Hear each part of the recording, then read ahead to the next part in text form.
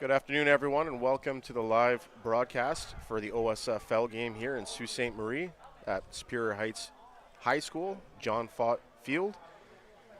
Today on Sault Sports TV, Rogers TV, True North Radio, brought to you by O'Sullivan Funeral Home. Today's game features the 5-1 second place Sudbury Spartans visiting the first place 5-1 Sault Sabercats in U18 action.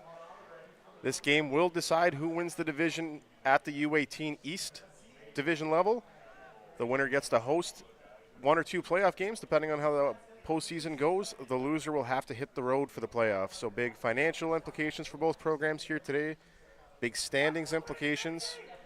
Sabercats and Spartans have both been in the title conversation for the last few years in this division. And today, this Battle of the North is for a big decision in the standings to end the season. Joined by Jordan Robinson right here today on the booth. We're about to kick off. Nathan Gazzetti and number 27, Jackson Kinnunen looks like is back there. Ooh. Excuse me, number 21, Peyton Malchiori. And Malchiori breaks a tackle right down the sidelines. Gets a lane. One man to down inside the 40-yard line to open this game up. And what a great special teams play to get this one started here today. Got some laundry. Wonderful return by Malchiori. Potential unnecessary roughness at the end of that play. I think that will be the call that ends up coming here. Looks like the penalty is going to go against the Spartans. That's going to set up first down, Sabercats. And Sabercats' field position is only going to get better here after that unnecessary roughness call to finish up that long kickoff return by Peyton Malchiori.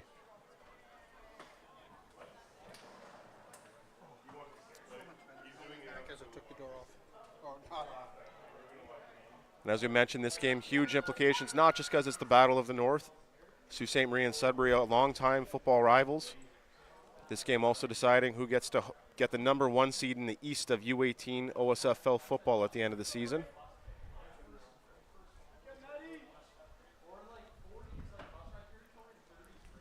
Matty Tucker at quarterback with Nathan Gazzetti in the backfield with him. First and 10 Sabercats on the Spartans' 23-yard line. First and 10 from the 23. Oh, no. Oh, and a snap that hits off the man in motion behind the play. And a nervous start to this one on offense for the Sabercats. Jumps on the snap. Call that first drive jitters. It's going to set up second and about 18. Second and 18 from the 31 now. Sticks are on the 23.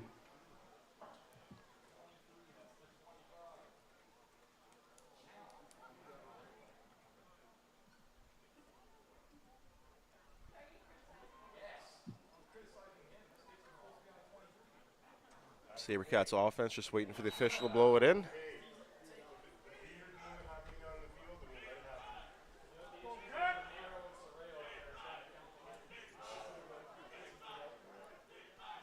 Hand off to Gazzetti to start, and a great play by 77, but he can't hang on to him, and that could cost them. First down. Well, Sudbury fortunate there. Nathan Gazzetti is the type of player where if you don't get him in the backfield, sometimes that could be the only chance you get. By Tucker. He's just so elusive, man. He puts his foot in the ground, getting hauled down, and he's gone. And one of the fastest young men in the province, consistently showing up in the offset track finals for the 100-meter. He has a big play potential anytime he touches the ball. Number 77, Jaden Brennan, was almost able to tackle him for a loss, but just couldn't hang on. Matty Tucker rolls out to his right. He's going to keep it himself, and it's an early touchdown for the Sault Sabercats. Well, he couldn't have asked for a better start from the Sabercats in this one. Huge special teams play. A big recovery after an early penalty. And then a quick QB keep on a scramble by Matty Tucker to make it 6-0.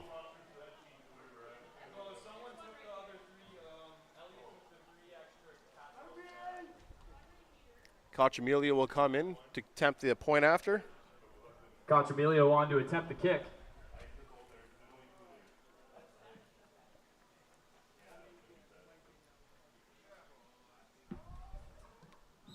And it is good. It'll be a 7-0 81's score kick is up and with good. 10:47 left to go in the first quarter. Sabercats build a lead to 7. Well, if you're the coaching staff, the Sabercats, etc., coach, that has to be a big relief to get off to that kind of early start in a game that matters like this. Absolutely. Big games like this, especially for Battle of the North, you want that quick score to set the tempo and come out on defense here and get a nice stop right away. 3 and out would be nice, but a stop's a stop at the end of the day. It'll be our first chance, as long as this kickoff goes well, for us to see the Sudbury Spartan offense, which has quite a few playmakers themselves. 88 right in front of us here, Quinn Mizuchin. He's been a problem in the league since I started coaching, at least. Yeah, we got a chance to see Mizuchin when he was here for the NASA finals this last year too. Quite the athlete. One of the few players that we've seen in recent years give Core's defense any kind of problems when it comes to man coverage. He had the catch last year in Sudbury. Out comes Cochamilio in the kickoff The team. last minute Hail Mary went up to him and he caught it over 2 of our defenders and took it back for 6 to win the game. I think it was probably 3rd game of the season last year, senior varsity against Sudbury there. Looks like Dylan Yeah, that's Nelson one that I think Sudbury revels in and remembers and quite Mason well. McLaughlin back to return. Be Cochamilio to kick it off here. He does have a big leg.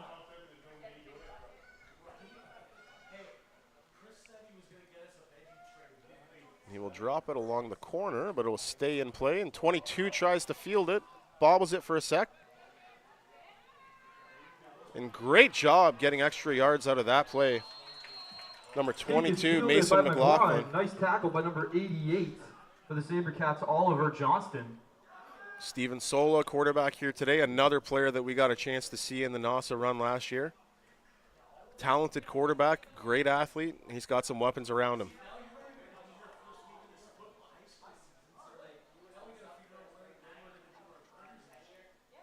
Braden Beggs expected to be the lead back today at running back, number 15.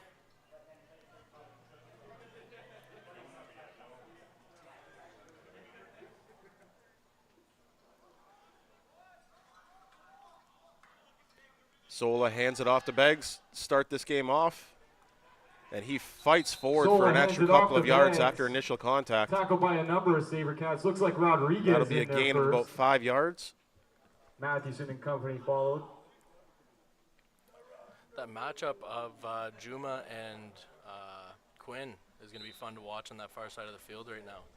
Best on best for that side.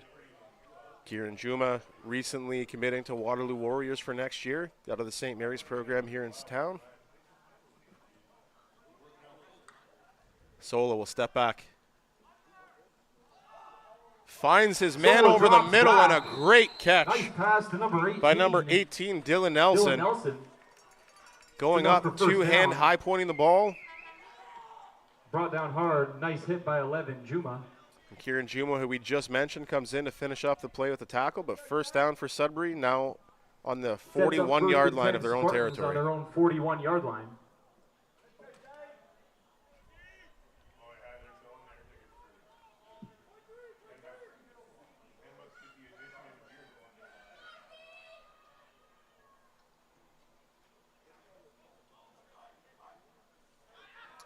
Sola hands it off to Beggs on the right. It's a handoff outside to Corralled Beggs. very quickly, but there might be an encroachment call here on the Sabercats D-line. Wanch and Mathewson. We will see if the officials agree. Wanch and Mathewson combining for that tackle. Encroachment by the defense, so that will back up the Sabercats by 5 yards. It will be 1st and 5.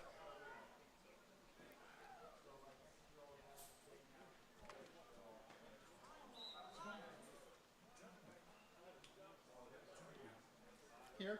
Sola at quarterback, Beggs in the backfield. Paul, you know, 1 second.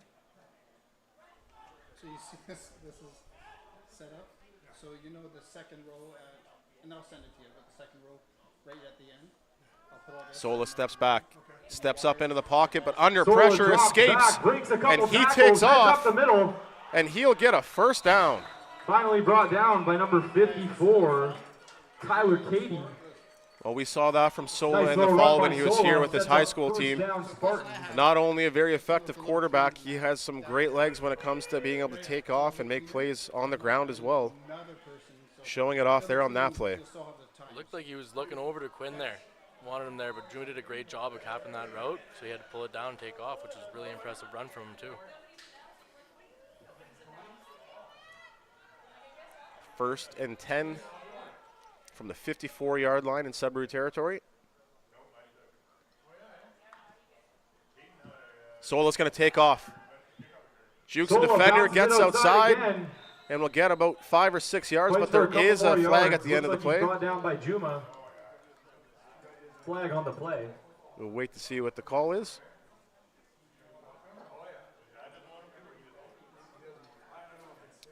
It's going to be holding on Sudbury, so that will back them up from the point of the foul.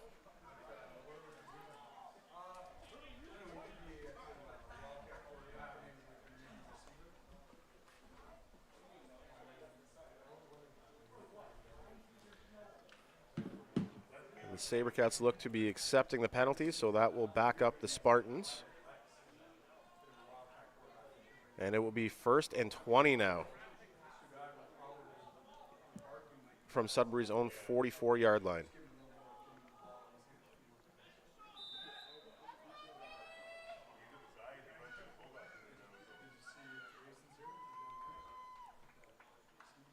Sola from the pocket. Looks down the sideline, catches Quinn Big catch.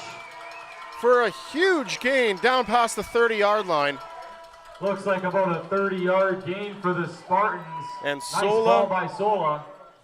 And Quinn Mizuchin have spent a lot of time playing football together, and they're connecting on a huge play. And Sudbury's on the march into Sabercats territory. It will be 1st and 10, and they marked it at the 32-yard line of the Sabercats territory. And a flag coming out here. Looks like it might be going on the Sudbury bench here. Objectionable conduct. And the official was looking at the bench's direction when he threw it, so I think that is a bench penalty.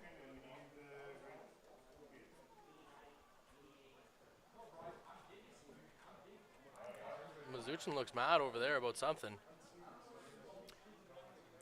Yeah, and I didn't see if there was any extracurriculars after that first down. I didn't notice anything happening over there, but No, it didn't look like much to me either. something has the Sudbury sideline riled up. It's going to back him up 10.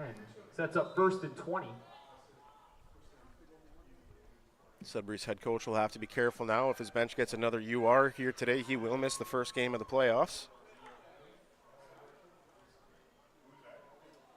Intercepted by number 4, Dakin and Gauthier. And just like that, all the momentum Sudbury had is taken away by the Superior Heights standout. Dakin in a commit to go to Sioux College here in the fall. It comes up big as one of the veteran leaders of this defense on that play. Gauthier reins it in. Sets up 1st down Sabercats on their own 40-yard line. Sabercats will take over from their own 40, 1st and 10. And they will look to get another quick score here to try and steal some of the momentum from this game.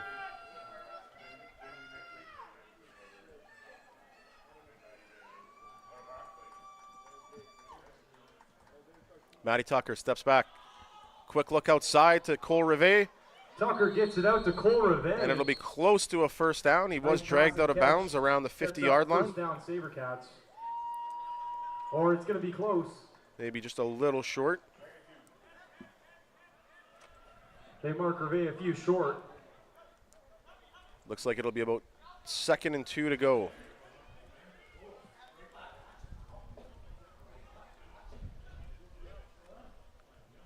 It's going to be 2nd and short. Sabercats come out in the heavy package. Sabercats with double tight ends on the field. Braden Drock coming in to play from the slot as a tight end fullback type player. Gazzetti with the check step. He runs up the middle, and a great tackle there by number 6 from Sudbury, Nicky Sola.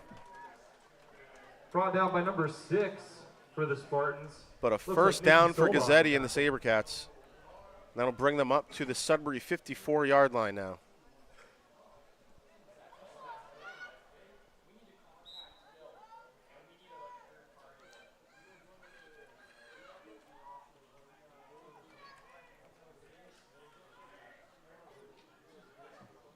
Matty Tucker immediately under pressure as a blitz breaks through the O-line, but he escapes, gets to the outside and salvages a couple of yards of what looked like it should have been a sack right off the snap.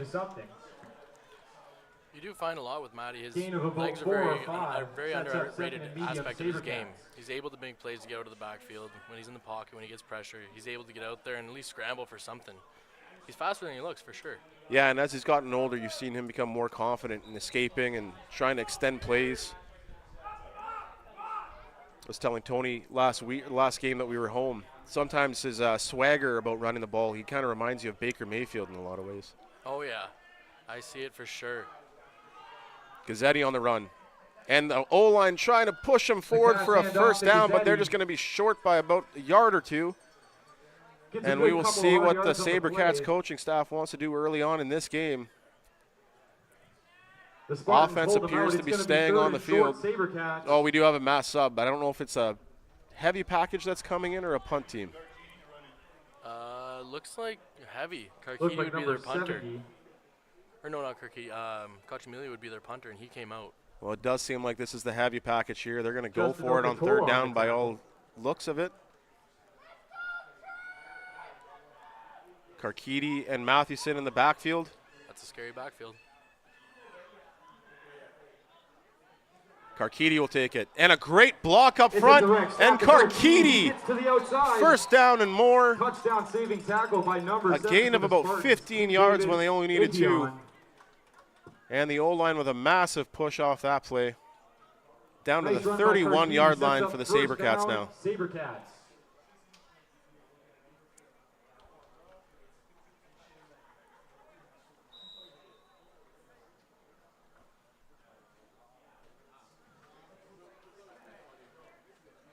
Matty Tucker hands it off to Gazzetti on the sweep. Gazzetti has the edge, and with his speed, that could be enough. He is just Gazzetti forced takes out it of to bounds the by outside. 28 for the another Spartans. first Grayson down. Marshall. Just around the 10-yard line. He's so good, man. Like, Well, anytime you can keep him out of the end zone, count it as success. yeah, seriously. One of the most electric players we've had come out of the Sioux and maybe ever, but certainly in the last few years. He's great to have as being the play caller. You can just know there's a good chance he's going to take it or at least get you a first down on any given play. He will get a chance for a rest here as Peyton Melchiori comes in at tailback. And it'll be Melchiori, and he's got a great block by Mitch Commissar, and he's into the end zone. Melchiori makes a couple of good cuts, gets into the end zone. Touchdown, Steelers. 13-0 for the Sault Sabercats. Sabercats. Koch Amelia will come in to attempt the point after. And what a luxury to have a guy like Peyton Melchiori to call in when Nathan Gazzetti needs a break. Peyton, no doubt, waiting in the wings to become the feature back next year. Absolutely. Those guys are two very capable running backs, and to have them both on the same team is a gift. Koch Emilio lining up now for the point after attempt. It is good. So that'll be 14-0 for the hometown Sabercats with 4:13 remaining in the first quarter. Good. The Sabercats build their lead to 14. And no doubt Sudbury will be looking back at that turnover and feeling a bit of frustration after having some momentum on their offensive drive. And they will try to claw back into that lead here with their second possession of the game.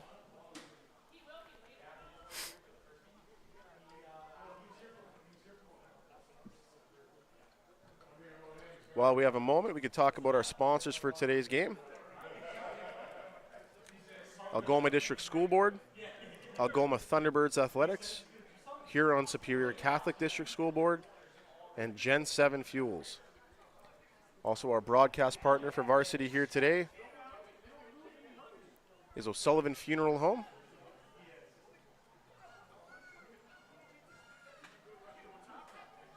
Again, this game, massive implications in the standings. Both these Cost teams Emilio 5-1 kick. coming into this game.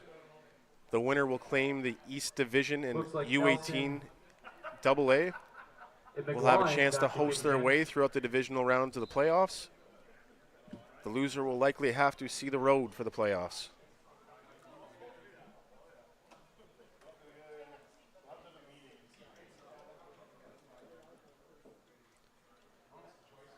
Coach Amelia will kick off.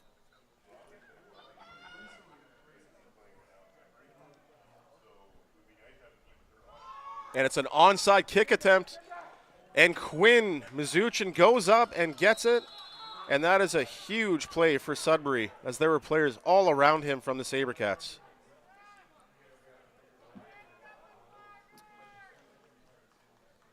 And we have a player down for the Sabercats, so we'll take a quick break and we'll be back in a moment.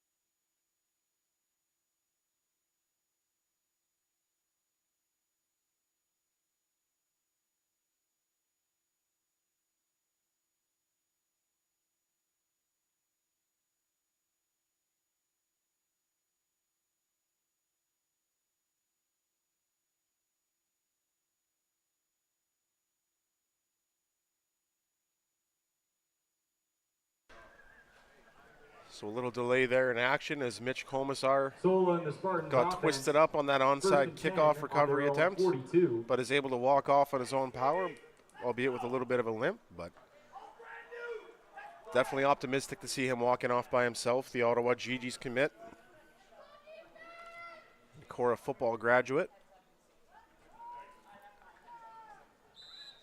Sola and the Spartans now taking over from the 42-yard line in their own territory.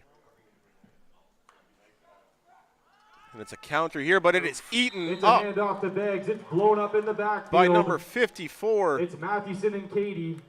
Tyler Cady and Grant Mathewson combining for a big tackle for a loss on that counter Tackle play. for loss for the Sabercats. Sets up second and about 13 for the Spartans. Second and 13 now from the Spartans' 39-yard line.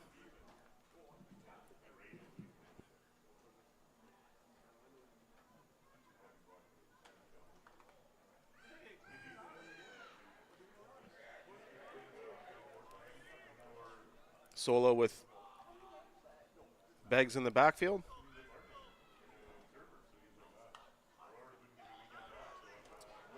And there will be an illegal procedure call, but they're letting this play continue. Come out in the backfield. And it's intercepted, and that might be declined By Liam Ouellette. as Liam Ouellette Going up the sideline. down to the 26-yard line with that interception. Number 3, Ian McDonald. There is a flag in the backfield. And that is declined, and the It's gonna be declined by Sabercats the Sabercats. get the ball back After the again kick on by a Ouellette turnover. Sets up first down just inside their own 25. A lot of that comes down to Juma's coverage on this side on Mizuchin. He was looking, Solo was looking that side first thing. It was covered completely blanketed. And then he had to go to a second read and scramble, and just didn't end up working out for him. Sola having some flashes of excellence here early in this game, but so far the Sabercats defense has caused him quite a bit of frustration.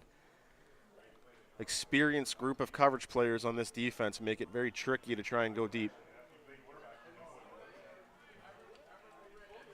And Matty Tucker and the Sabercats come back on the field with great field position on the 26-yard line, 1st and 10.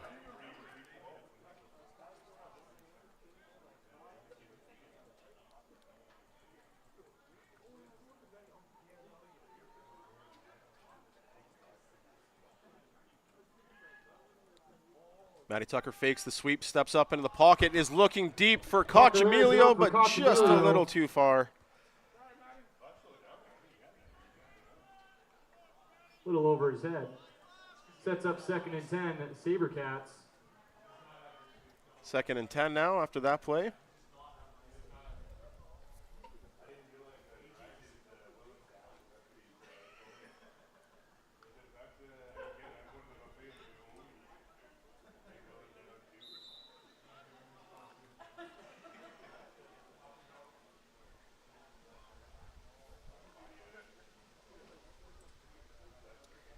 The Sabercats are going to have to watch here as they're pushing the play clock limit.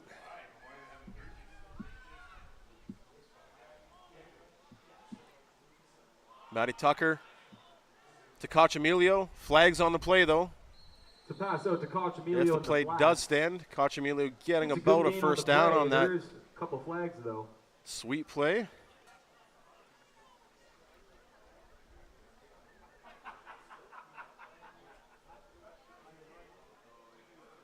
And it's a legal procedure by the offense, so that play will come back. Oh, that was a big gust. Yeah, between the heat and humidity here in Sault Ste. Marie today and the gustiness of the wind. Interesting day for football. Although it does feel a little cooler now than it did for your JV game earlier. Yeah, it sucked. It was real Looks hot. like the flag's going to go against the Sabercats. That's going to That'll back them up by about 5 yards. About 2nd and 15 from their own Sudbury 31-yard line.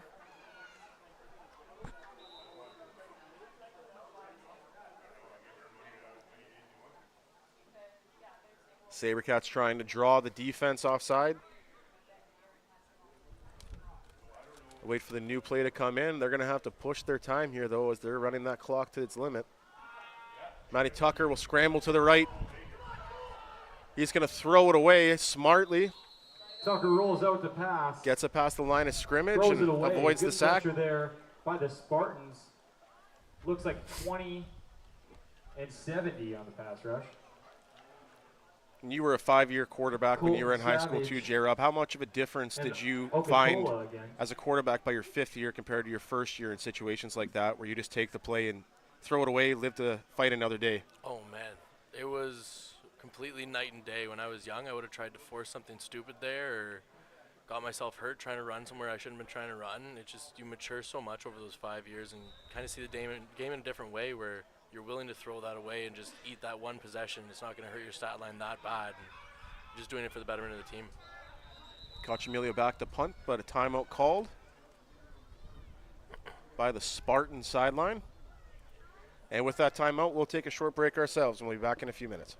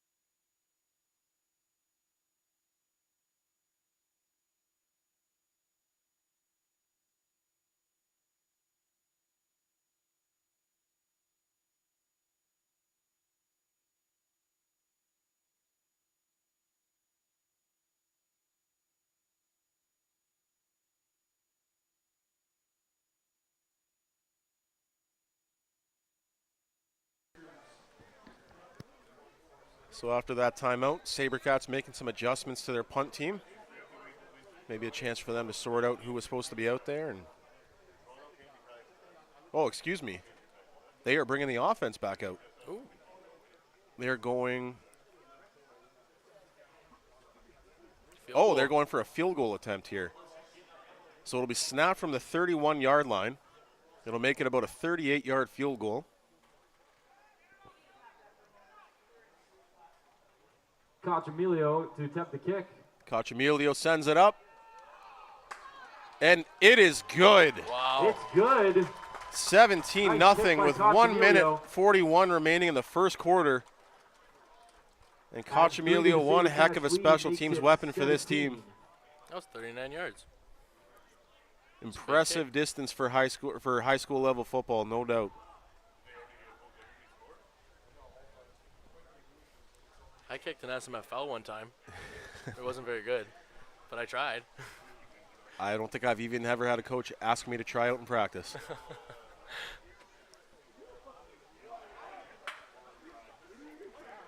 Well, we saw it in the game earlier today. Special teams can definitely impact the outcome of a game. And Coach Emilio, one heck of a weapon to have on your team in that aspect. Sudbury will elect to take it from the 35-yard line instead of receiving a kickoff return after this, with it being a field goal as opposed to a touchdown score. The teams are given the option.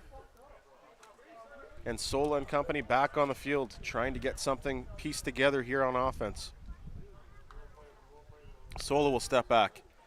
Steps up over the middle, and 15 is the intended target. Braden Beggs, the running back. And maybe fortunate that he didn't catch that one because there was company waiting for him after the reception. Nice play by Ouellette. Ouellette steps up to try and break up the play a bit. Launches down over there. We'll Looks have like a his hand. quick break here as Aiden Wanch. No, he looks okay. He'll be coming off. I'm going to guess dislocated finger. The way he's looking, his hand scared. Aiden Wanch, great young player coming up through the system here in the Sioux. Tall, athletic defensive end. I'm sure he will have some offers for post-secondary opportunity after next season. And Sudbury ready to go. Sabercats defense caught a little off guard. But Sudbury isn't able to capitalize on it. Sola over the middle, looking for number 3, and what a great adjustment and catch. Sola's attempt to by Ian McDonald. He reins it in. Brought down by number 5, Blair Boudreau. Blair Boudreau on the tackle, Nice but pass and great catch strike by Spartans. Sola First down. up the seam to McDonald, and a great adjustment by McDonald to go up and get it to avoid taking the big hit on the way down. It will be 1st and 10 from the Sabercats' 48-yard line for Sudbury.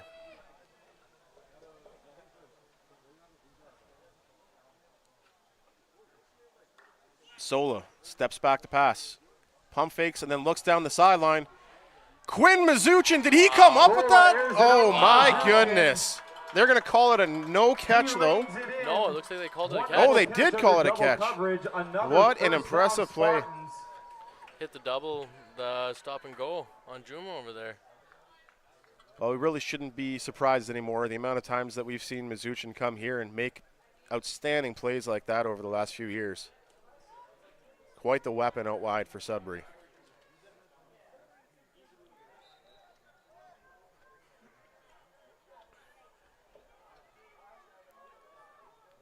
Sola and company on the 17-yard line, 1st and 10. Hand off to Beggs.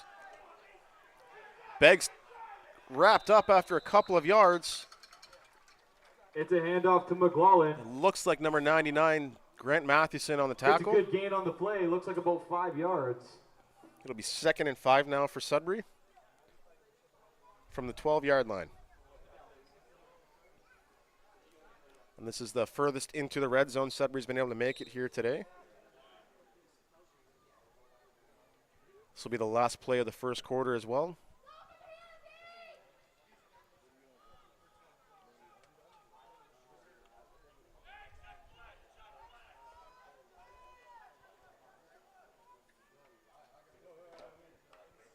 Sola steps back to pass with a bit of pressure, rolls a little to his left, throws it to the corner, and it is a touchdown by Mizuchin on another diving catch. Makes the top catch. Touchdown, Spartans.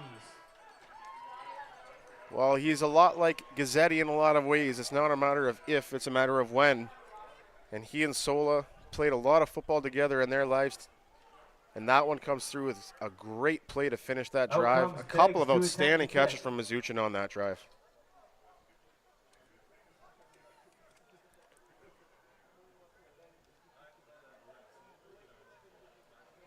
Number 15 in to kick. Braden Beggs, also the running back.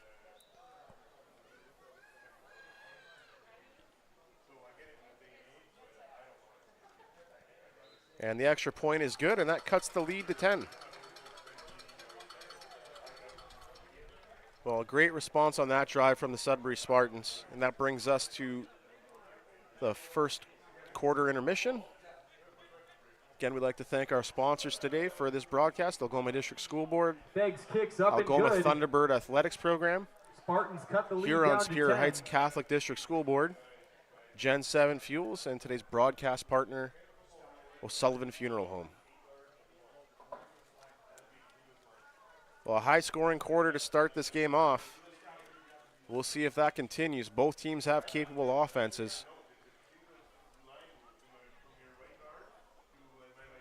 Back to return will be Melchiori and number 23, Ren Levesque.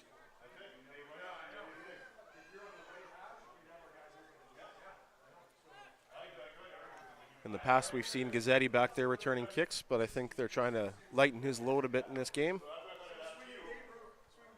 Two very capable running backs themselves back and returning. Who's that on the far side? Is that Ren Levesque? Ren Levesque, yeah.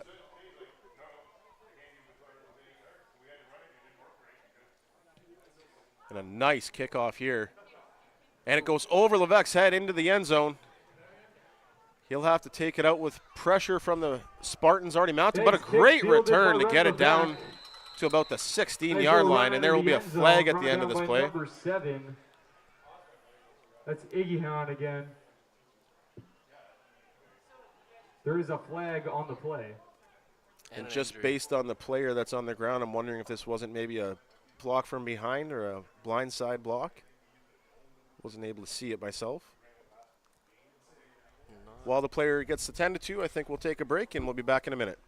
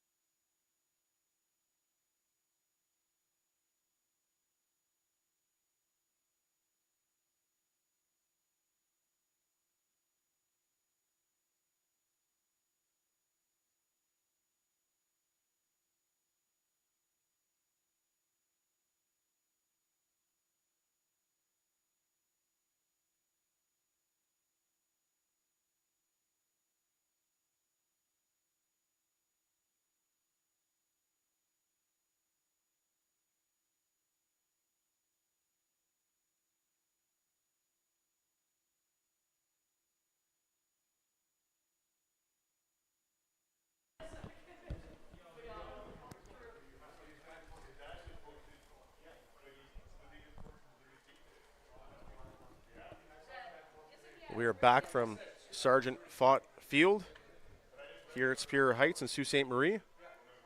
Sabercats take over from the 16-yard line in their own territory with 11:52 remaining in the second quarter.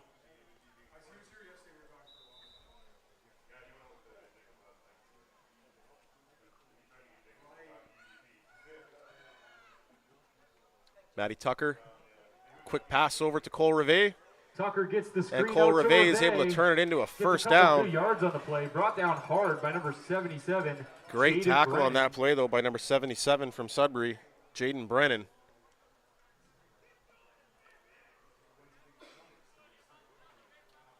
And this is going to be very close to a first down, actually. Rivet They're going to award it to them. Gets the first down.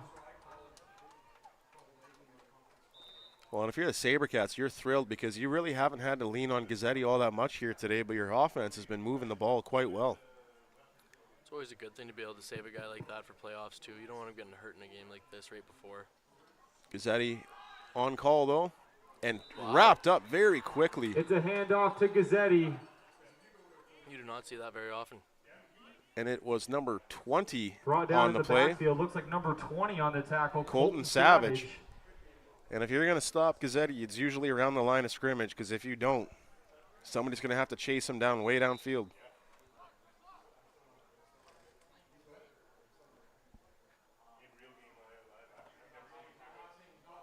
Second and 8 now for the Sabercats from the 33-yard line. Matty Tucker back to pass. Steps up into the pocket, finds Cochamilio in the slot. Tucker airs it out for Cochamilio. And he fights through tackles and gets another 10 yards.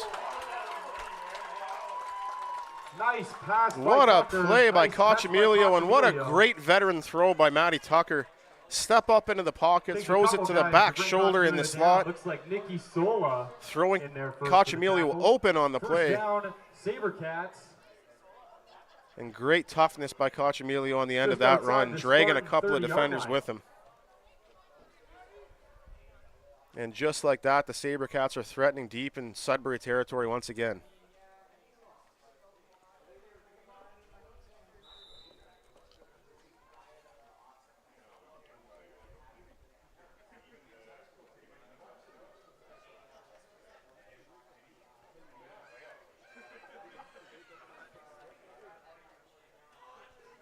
Matty Tucker looks to his left, quick throw over to Ren Levesque, Tucker gets his pass out and that'll to be Ren close to a Levesque. first down.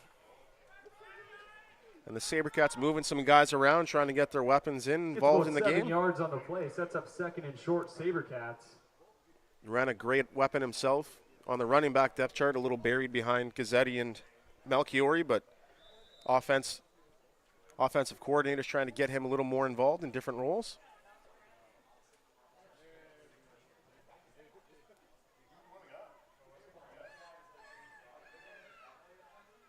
Traden Brock in motion.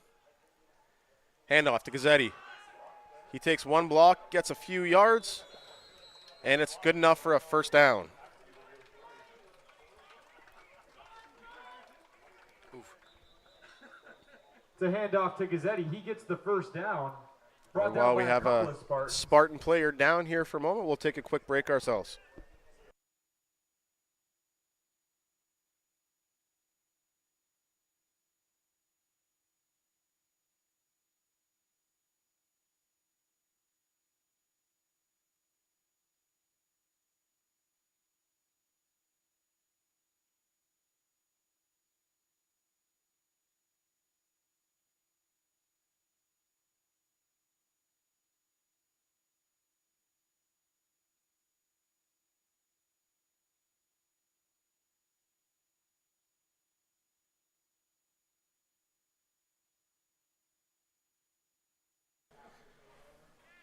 So it looked like Justin Okotola was able to get off with a bit of a limp, but on his own strength.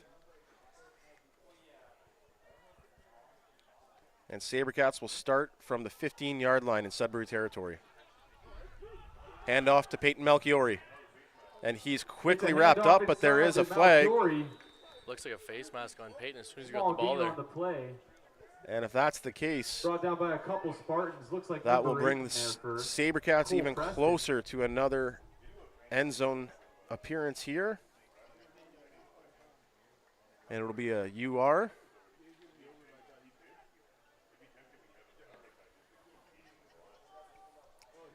Well, a great job by the Sudbury D-line on stopping the run here. Looks But like not play, unfortunately. Looks like Heavy's the coming in. flag's going to go against Yeah, it'll be the Spartans. Sabercats heavy package once again, as they will be on the 1-yard Gonna line put here the to start this Sabercats first down. First and goal on the 1-yard line.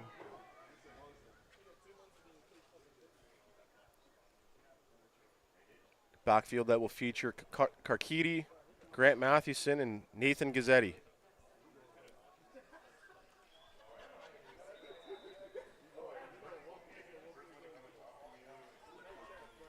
Gazzetti out wide, number 66 in as fullback, Liam Dubois. And Karkidi punches it in, It's a handoff to Karkidi. He's in. and that will make it Touchdown, 23-7 with 7:58 left to go in the second quarter. And the Sabercats offense just rolling here early on today. it's a lot of body in there to try and stop. That's a- Karkidi coming full speed afterwards is just a scary combination. We've seen teams implement heavy packages before, but this is a big group that the Sabercats were able to put out there, especially in their skill position player group. Cochamilio will come in for the point after attempt. Sure. Yeah, you got her. I was just your fill-in. Oh, point. That's fine with me. Well, we thank Jordan Robinson-Wright for joining us here for the first quarter and a half. And now I'm joined by our everyday play-by-play man, Tony Bonifero. Yeah, thanks, Johnny. Emilio's Appreciate kick is Jordan good, stepping in here. I'll and try the and Sabercats build their lead. fill in Back to admirably for 17. him. So thank you so much. And keeping all those who are joining with you up to date, Sabercats offense just rolling here today so far. Also helped by 2 interceptions, one by Liam Dubois, Liam Ouellette, and another one by Dakin and Gauthier. Spartans offense has had moments and flashes, specifically with Quinn Mazuchin really showing some flashes at wide receiver and Sola at quarterback. But the Sabercats offense has been quite overwhelming up to this point. Yeah, Quinn Mazuchin, we watched him quite a bit last year. He caught he caught our eye a few times. Comes from quite the athletic family. We called numerous games of him and his brother, I believe. So, nice to see them out here. And again, this Sabercats varsity team, like we've talked about all season long, John, they're a powerhouse. And when you have a guy, an offense and a set of running backs like they do, they're a tough team to stop. Yeah, and one of the nice benefits so far today is they haven't really had to lean on their running backs all that much. Their receiving game has been quite effective as well. Coach Emilio Emilio on to to kick kick off. for the Sabercats. Back to return Nelson is McLaughlin back Mason there again. McLaughlin and Dylan Nelson. Coach Emilio with a little squib kick there, and it pops right up into the hands of Nelson, and Nelson takes it to the fields right it. side, and Nelson's run down Nice tackle by Juma. Kieran Juma. Nice tackle there by the First and 10 Spartans. University just outside their own 20. of, I believe he's going to Waterloo, is he not? Yep. Yeah. Going to the University of Waterloo next year, so Juma showing his wheels off on that one. So Sudbury's going to take over first down and 10 from their own 21-yard line. Going right to left on your radio dial with 7:51 to play here in the second quarter.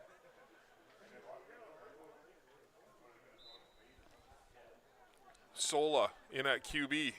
Comes out quads left. Single coverage to the right. One running back behind him. Sola takes the snap. He looks to his left. Now he looks to his right. Beautiful throw. And Oh what a my catch by number goodness. 88. Mazuchin. Mazuchin. Goes up. My goodness.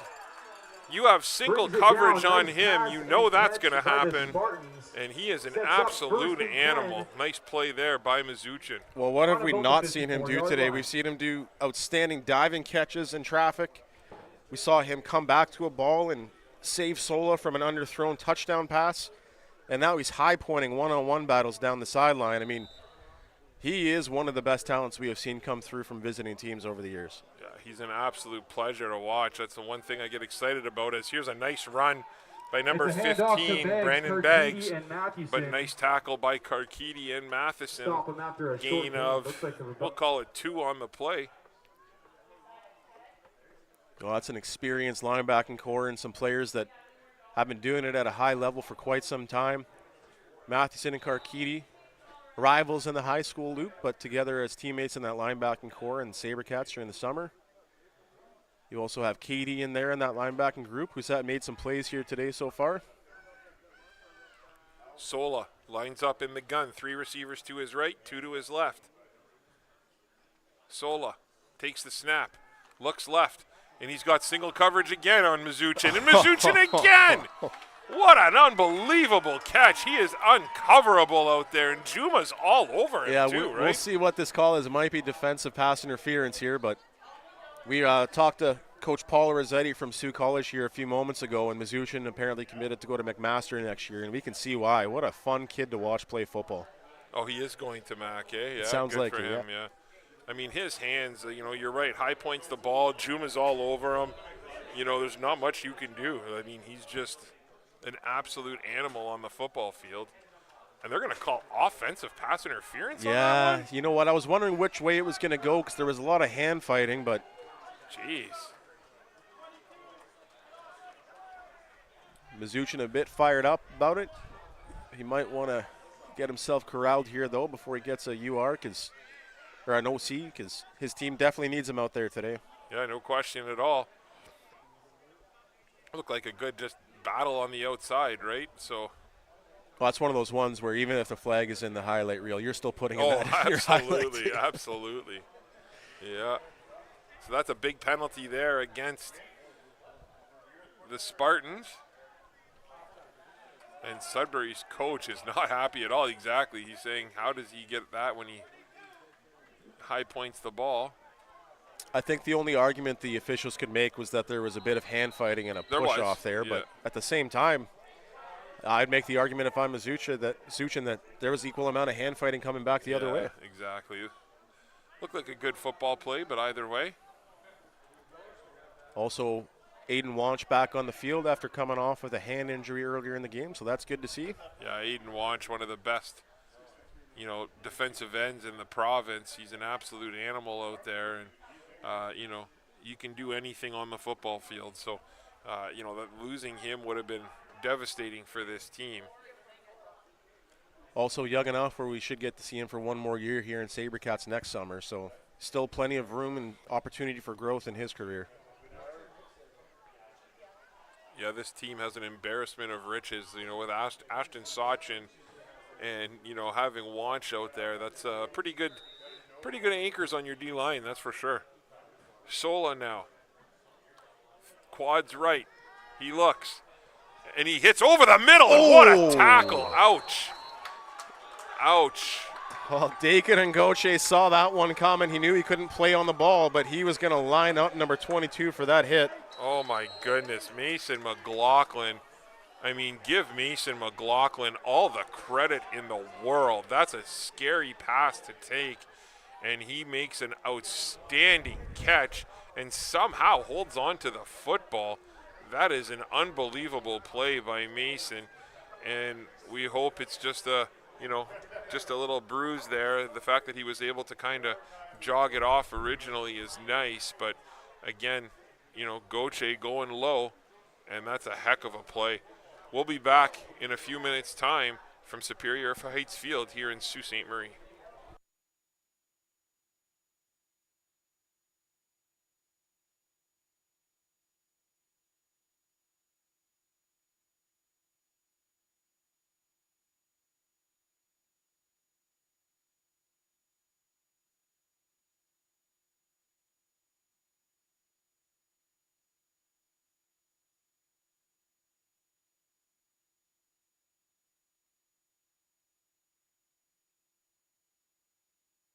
And we're back. Nice to see Mason McLaughlin actually be able to jog off the football field. What an absolute tank he is. Sola now from the gun. He gives Mizuchin a little bit of a play call there, and he decides to run. And Sola, wow, look at the wheels on him. He's quick on the outside. And nice tackle. Well done there by number 5, Blair Boudreau. But Sola showing off the wheels. Well, we got to see Sola last year in the NASA finals as well. He was the quarterback that was throwing to Mizuchin in that game too. And he's quite a capable quarterback when it comes to throwing from the pocket, but he has the ability to take off and be an athlete in space as well. Sola looks like he's getting the play call in. I don't know if they have a radio system or what, but yeah. Yeah, headsets have been improved since last year. Oh, yeah. So Sola in the gun. 3 receivers to his right, 2 to his left. He looks. He takes it. There's a blitz. What a pickup by the O-line. And Mizuchin again. Holy jeez. Just throw him the football, folks. Hey, but you know what? Credit that offensive line. They brought a double linebacker blitz there, middle linebacker blitz it looked like, and they were able to pick that up extremely well. So nice job by the offensive line of Sudbury. Well, we always talk about having a little bit of Gazzetti fatigue up here because there's just so much you said everything you can ever say about him at this point in his career, and we talk about how you're just out of adjectives for him. But I imagine if we were covering the Spartans on a regular basis, we would feel the same way about Mizuchin. Oh, what else can you say? Yeah. And you know what? Juma has good coverage on him, too. He's just, making plays. There's nothing you can do. And look at that. That opens up the run, and he's in for the touchdown. Number 30, Evan Doyle. Yeah, Evan Doyle coming in, covering for Beggs, who's normally the back, but what a great tough run up the middle and a great job by this O-line on this drive. And again, not to go back to that catch and run by Mason McLaughlin, but not only did he hold on to the football after that massive hit, that was on a 3rd and 12 play, or I believe it was 2nd and 12 play. So, big play there. Here come the Spartans looking to add the extra point. Beggs is going to be the kicker here. Beggs with the boot, and it's good. And that's going to make the score 24-14. Well, this has been an exciting game so far. You hope for nothing less when you get the Battle of the North here in the Sioux. And some star players on standout here today. So, just watching the way that Mizuchin is playing the game, he reminds me of a guy that I played with for a number of years. I played against him back in the OVFL days when the Sabercats first started, and then he was a teammate of mine at Western, went on to an illustrious career in the CFL. But watching him, I'm just sitting up here thinking Andy Fantouz, right? And if you know Fantouz, he's a legend in Canadian football. He, had a long career in the CFL. One of the best players to ever, one of the best wide receivers to ever play in CIS, and but just the way he uses his hands and uses his body, man. Like, I'm watching Mizuchin, and that was exactly where I went, was Fantouz, right? Yeah, he has very mature receiver skills for his age. Yeah. It's crazy. Oh, a little onside kick here, a little bit of trickery. It's a short kick, and wise play. Who was that by the Sabercats? That looks like number 50, Aiden Wanch. No surprise there. Heads up play, just deciding to fall on the ball and get some yards. And, again, if you're Sudbury, yes, the Sioux's taking over on the 40-yard line, so that's, good field position for the Sioux, but keeping it away from those kick returners, you can't really blame them. Yeah, no doubt. I mean, they have the skill players in the back of their kickoff return that can turn this game right back on its head if you send it their way. So I don't hate the call at all. 1st down and 10, Sabercats. Matty Tucker in at quarterback. Looks like he's got 3 receivers lined up to his right, 2 to his left. Gazzetti lined up behind him. And there's the handoff to Gazzetti, and Gazzetti is just tackled hard. Great play by Cole Preston on the inside. Well, I got to say, Gazzetti's had a couple of plays that went for about 20 yards earlier in the game, but anytime he's tried to run up the middle, this Sudbury D-line and linebacking core has done a great job of keeping him corralled. He really hasn't been able to get the second level out of the tailback spot yet today. It's been off of sweep pitches. 2nd down and 2. Getting the play from the sidelines. Tucker got quads right here. Another handoff up the middle to Gazzetti, and again, to your point, goes absolutely nowhere. Led by number 20, Colton Savage. Suitable name, as that was a savage play by him there. Again, you don't see many people be able to wrap up Gazzetti one-on-one, and Savage does a terrific job there. So it looks like the Sabercats are going to bring out the punt unit here. Cochamilio is on to kick.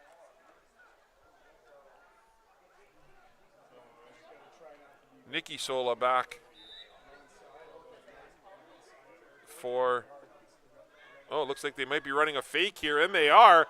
There is a flag on the play, and Karkidi gets the 1st down, but I don't know if they had enough men on the line of scrimmage there, or if they had too many on the line of scrimmage. We'll see what the call is. Well, based on Gazzetti's body language there, I think he thinks it's going against his team. It's a tough play to stop by anybody, right? Oh, they're calling it on Sudbury, so that penalty is going to be declined, and that's a 1st down for the Sabercats. I'm telling you, I feel like with that offensive line that they have and the beef that they have, I almost feel like they can run that play up and down the field if they wanted to. I mean, that's so hard to stop, right? Well, we also saw their heavy package a couple of times out here today, and so far, Sudbury's had no answer for the size of this offensive line and its push. Also, credit to the preparation of this coaching staff. The amount of different packages and looks on special teams, on offense that they can show you. Like, this team's well prepared when they come out on the field. First down and 10, quads left here. Max protection in the inside. What a play there by Drayden Brock. Are you kidding me? Tucker gets 5 or 6 yards, but my goodness, credit Drayden Brock for that block. He, Sudbury blitzed hard up the middle, and Brock took a shot, but, that allowed Tucker to escape and pick up some yards. Yeah, anytime you can have somebody in the backfield who's a capable addition to that offensive line and the blocking scheme, that really, really makes up for any deficiencies that you might have when it comes to your play call. Tucker again from the gun. Quads left. Melchiori now in the game at running back. There's a little swing pass out to Gazzetti, getting him the ball in space.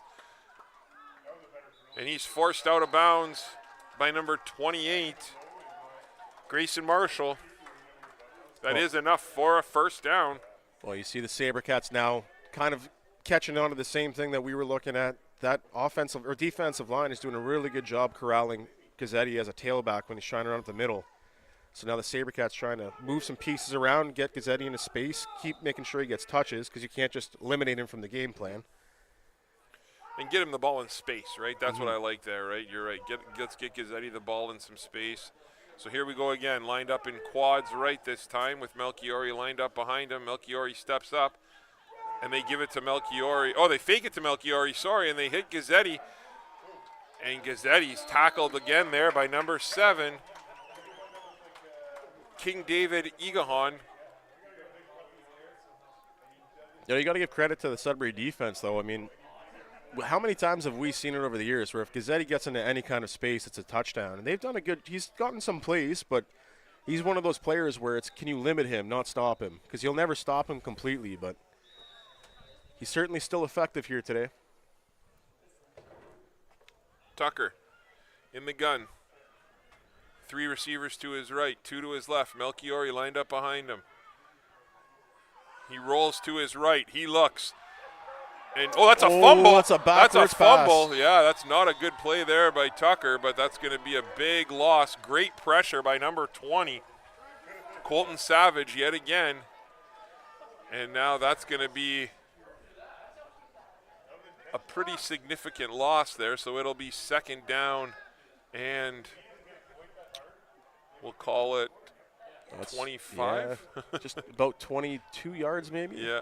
Oh, maybe, no, you're right, 25. And you know what Tucker was trying to do there, right? Just trying to throw the ball away, but unable to do so, and it ended up sticking in his hand a little bit, and you can kind of see why, right, in this heat. Yeah, so for those who don't know, in Canadian football, in order to avoid a grounding, all you have to do is get it back past the line of scrimmage. Yeah. I think he was just trying to toss it far enough, but as he was getting spun around and twisted, he might have lost his bearings a bit. Tucker from the gun. 3 receivers to his left, Melchiori to his right. He hands to Melchiori. Melchiori cuts it back and is swallowed up, led by number 77, Jaden Brennan. So it'll be third down, and we'll call it 22 with 2:21 to play here in the second quarter. The Sabercats will look to pin the Spartans deep. Number 6, Nikki Sola back.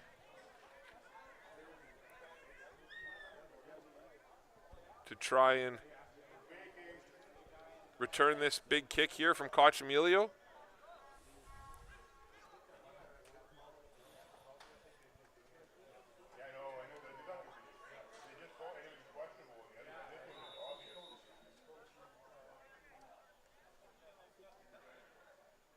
Oh, and the snap, a nice play by Koch to even get that down. And he still gets off a great boot. That might be absolutely perfect. And Sola brings it up to about the 22-yard line. That's a late flag there. A really late flag came in. We'll have to see what the call is. Yeah, I get Redden Levesque kind of laying there, seeming to maybe have gotten blocked from behind. I didn't see what happened. I didn't see it either. I just saw, the player was on the turf there, and the play ended, and then the flag came out. So we'll have to see what the call is. They're going to call rough play.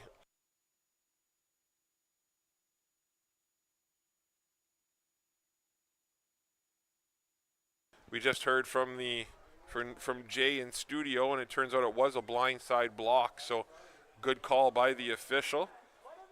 You know, those blindside blocks are something we used to, they used to be able to do back in the day when we played, and those sucked. So, they were not enjoyable to get. So, you know, it's a great rule that I think, you know, they added to football now. You know, you have to lead with your hands. And you can't, you know, you can get in the way, but you can't just light people up like you used to be able to. So, good call by the official. Sola now in the gun. 4 receivers to his left. Again, single coverage to the right. He looks left. Great coverage at the back end, but what a route there. Number 89, Cohen Palmquist with a terrific route. And there's another flag. I didn't see what that one was for. Yeah, I'm not sure. It was after the play, and I can't tell if it was a player.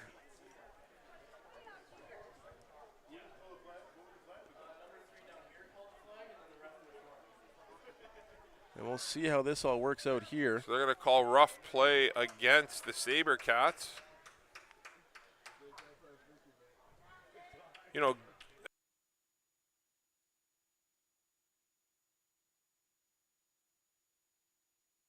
yeah. So it turns out the penalty was on Gauthier, rough play. So again, though, you know, this Sudbury team, they have some wide receivers, right? And with Sola quarterback, they're a scary team. You know, if they can keep this max pro, they're going to be in good shape. But credit to Sabercats, their coverage downfield was great on that play. Just a nice little route design. So they got double coverage here, it looks like, on Mizuchin. They're finally starting to do that with Gauthier and Juma. And Sola has to look. Sola decides to tuck it and run, and he does. And what a tackle, one-on-one by Grant Matheson. That's not an easy play, and that's a great tackle. Yeah, it definitely saved a first down at the very least. And Sola, like we said, more than capable as just more than a pocket passer. He can take off and use his athleticism to make plays too. 2nd down and 4. 1:43 to play. Clock's running. Mizuchin to Sola's left here. There's the snap. Sola looks. Again, a little pump fake, and he has a man open deep. And what a play by Karkidi to run that down. Oh, my goodness. Dylan Nelson. There is a flag in the backfield, though, roughing the quarterback, it looks like. Yeah, Dylan Nelson had a step on Karkidi. And, you know, give Karkidi credit. He ran and stuck with the play and was able to kind of bat that one down a little bit. But, you know, nice play design here by the Sudbury Spartans and Sola being able to kind of look off the receivers a little bit. And he knows that Mizuchin's being, you know, double and triple teamed on some plays. So he's looking at him, giving a little pump fake, and then coming back. So, you know, again, that just goes to show the maturity of this offense. Yeah, and it helps that you have a quarterback like Sola who's got a lot of experience playing the position. We've seen him obviously in high school. We've seen him a couple of times through Spartans games now over the last couple of years. He's a fun player to watch play football too. This is a great game. This is an entertaining football game with a lot of really good football players. So it'll be entertaining. Sola looks to Mizuchin, and he was all over him. That's an easy, that's an easy flag there. There's nothing you can do if you're Juma. I mean, battling for position. And oh no, if Kieran Juma, if he's hurt, that's going to be a big loss for this team. Well, whatever it is, he seems okay. He did leave his helmet behind. I wonder if he got landed on his head on that play. Yeah.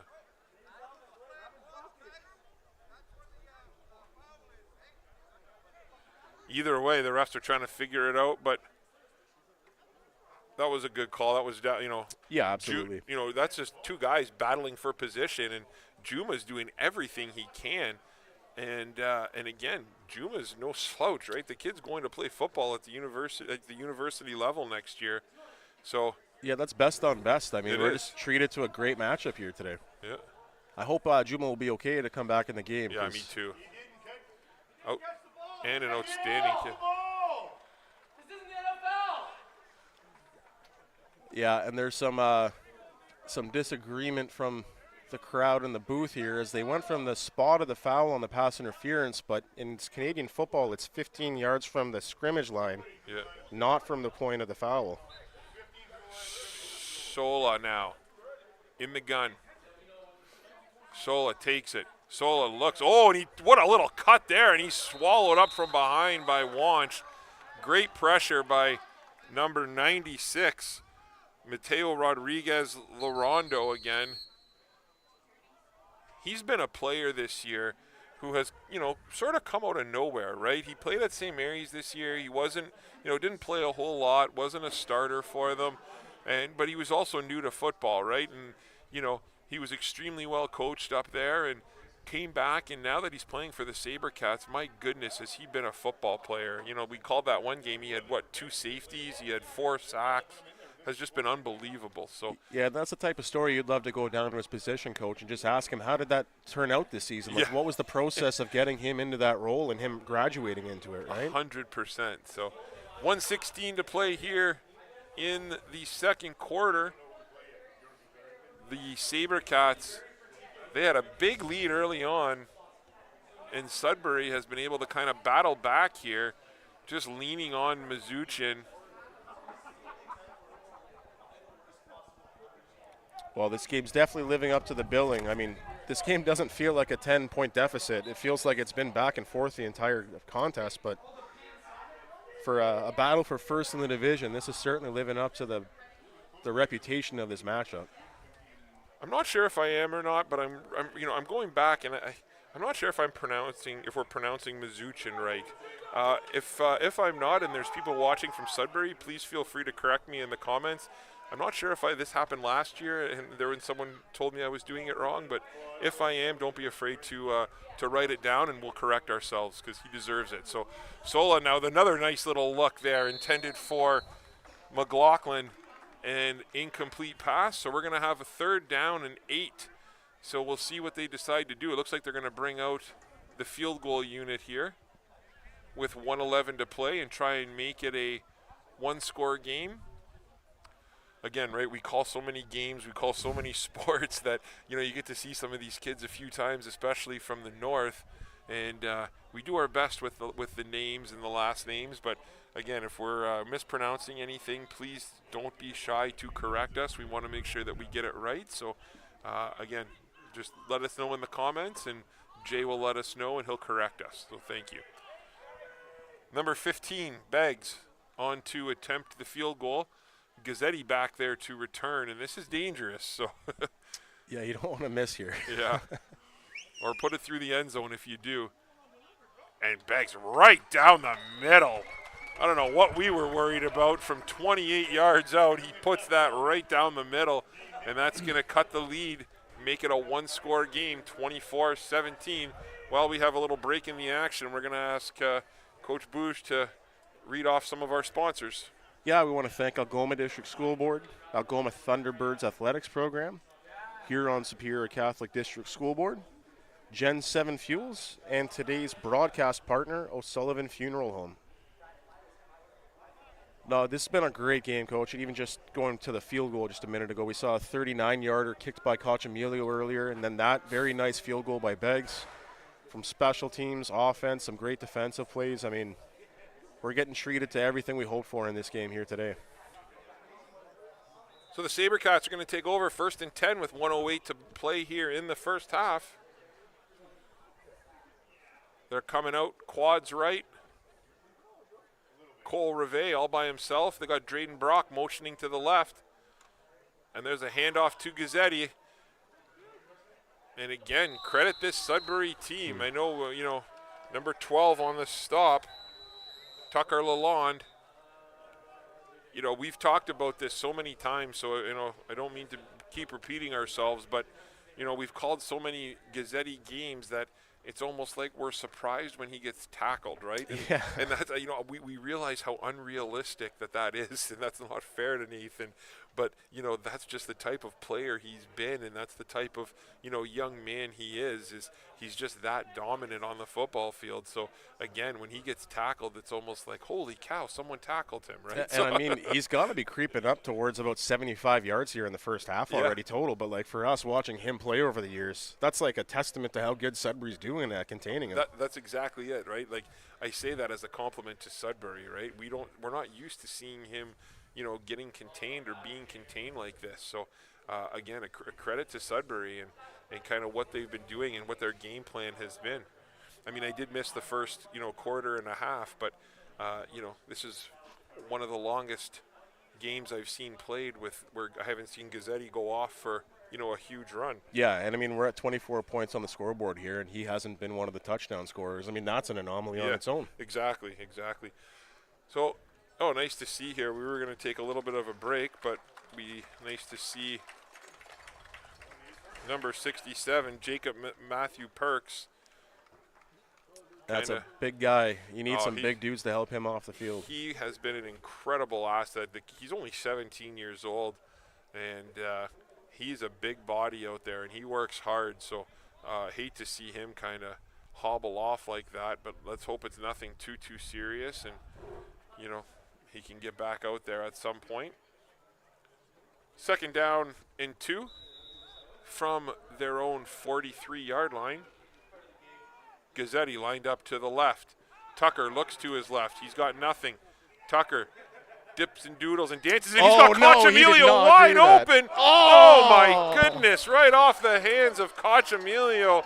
That was not a design play. That was like an all-hook route. Cochamilio saw the old scramble drill, and Koch bailed, and Tucker makes a beautiful read, and he throws it just off the hands of Koch, who's usually pretty sure-handed. Yeah, and you almost felt that play deserved a great finish like that with all the magic that Matty pulled out to get the pocket out of the pocket on that one.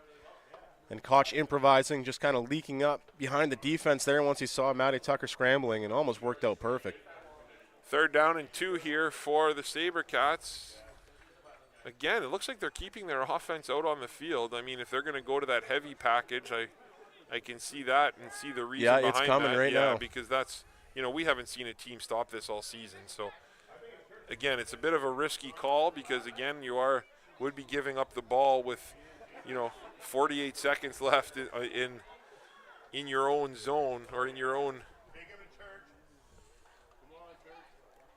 inside your own 45, but again, we haven't seen a team really stop this play all season. This is almost like the tush push in a sense, right? So we'll see here how Sudbury does. Oh, they're going to call a timeout here. I don't know what bench it's coming from. Timeout by the Sabercats. So we'll be back in about 30 seconds' time with the last 48 seconds of the second half.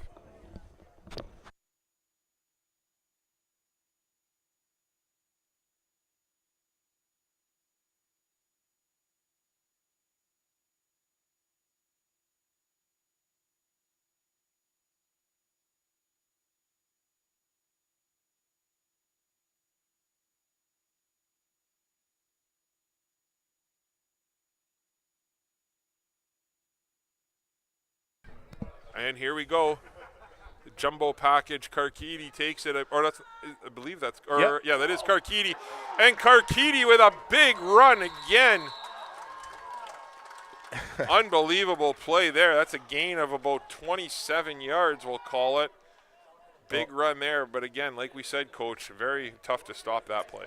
Yeah, you almost have to prepare for that package and bring in your own answer to it if you're going to really stop it. And when you only see a team once a year, maybe if you see them again in the playoffs, you're going to come with an answer for it. But it's tough to just ask your defense to step up and deal with that. Trips right here.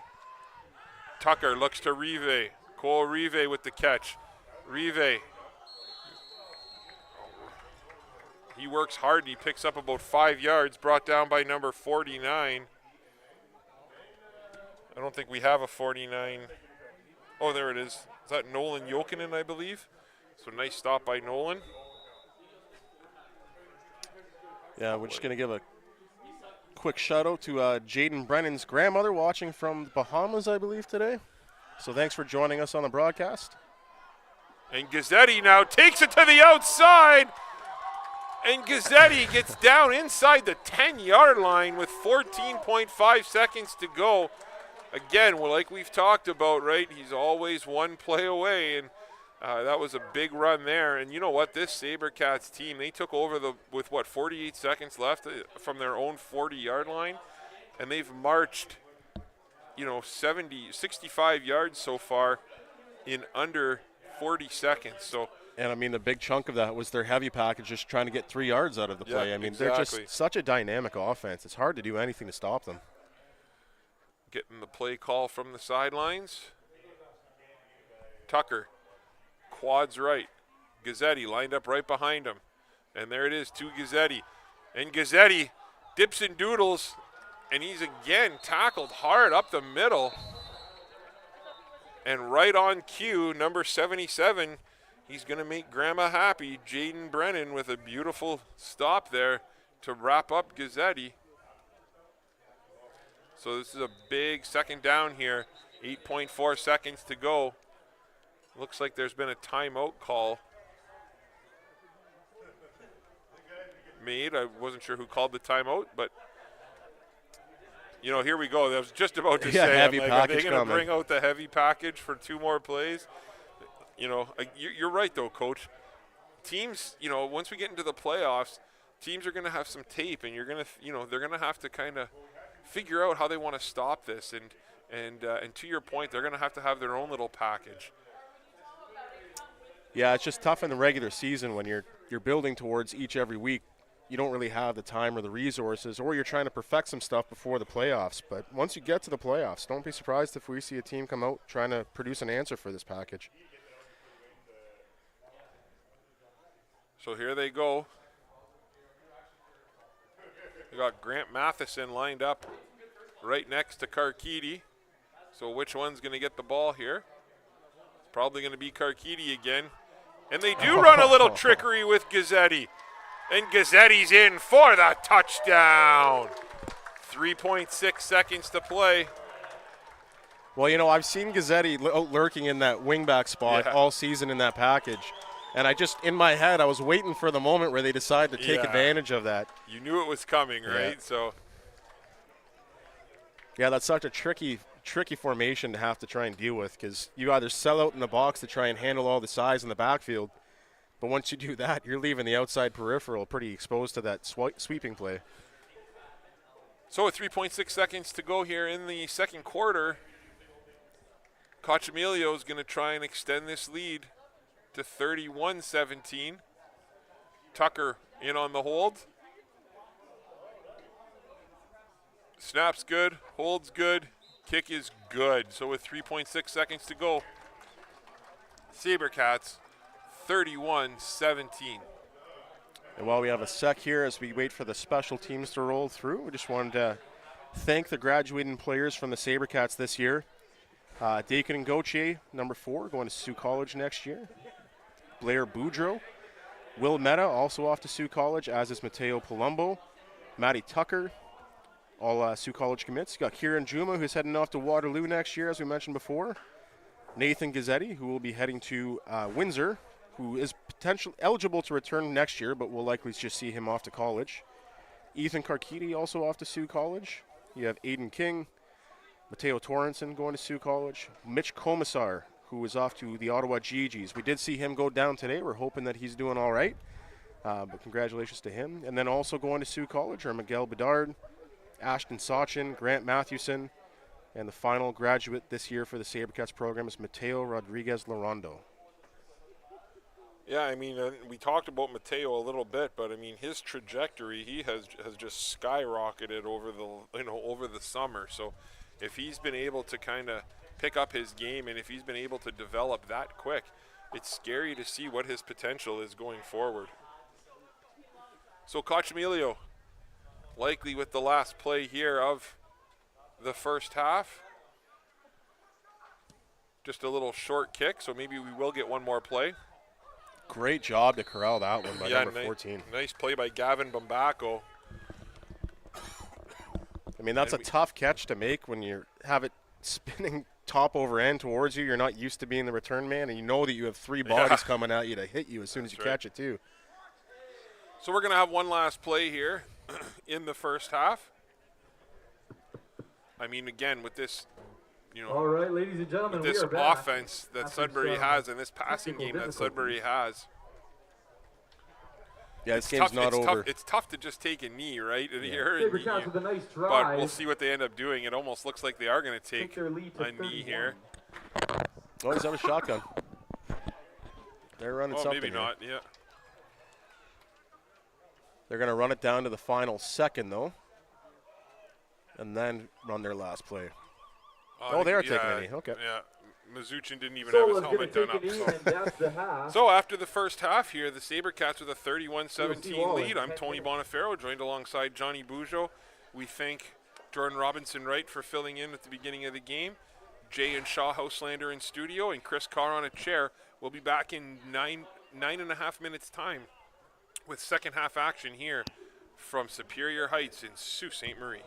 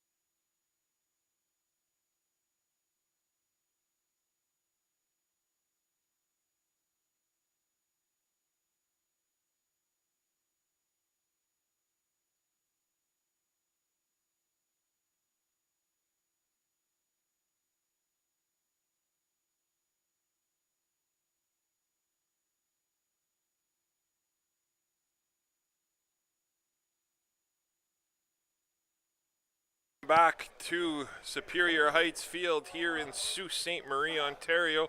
I'm Tony Bonifero, joined alongside Johnny Bouge and Jay and Shaw Houselander in studio, and Chris Carr on a chair. We're back with second half action here between the Sault Sabercats and the Sudbury Spartans. Coach, what's your opinion here on the first half? Well, I mean, we got a 14-point difference here, and you could really just chalk it up to the 2 interceptions that were thrown by the Sudbury Spartans in the first half. Because other than that, this game is felt neck and neck. Just really good players on both sides. This is one of the best editions of the Battle of the North I remember in quite some time. Sabercats have done a really good job of getting their other pieces involved on offense. They haven't been able to fully rely on Gazzetti like they do on a lot of occasions, and that's credit to the Sudbury defense. Cochamilio with a beautiful high kick again, and nicely scooped up there by number 12, Tucker Lalonde. You're right, those are not easy to catch, and those kicks are lovely. I love that. You know, the nice high boot like that, letting it sit there, and you know, if they don't grab that cleanly, it's going to be trouble. Yeah, those are the type of plays where you're always nervous as a special teams coach on the return side, because you just see that ball bouncing off the chest into the arms of another team sometimes. But 2 times we've seen Sudbury handle that situation really well.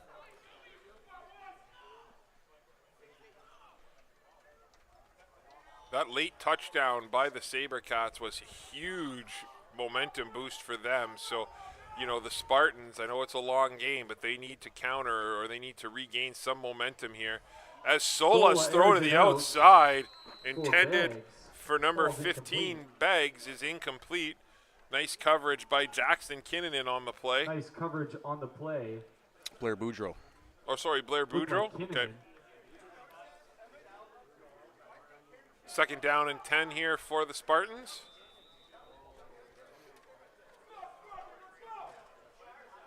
Sola comes out. He's got 3 receivers to his left, 2 receivers to his right.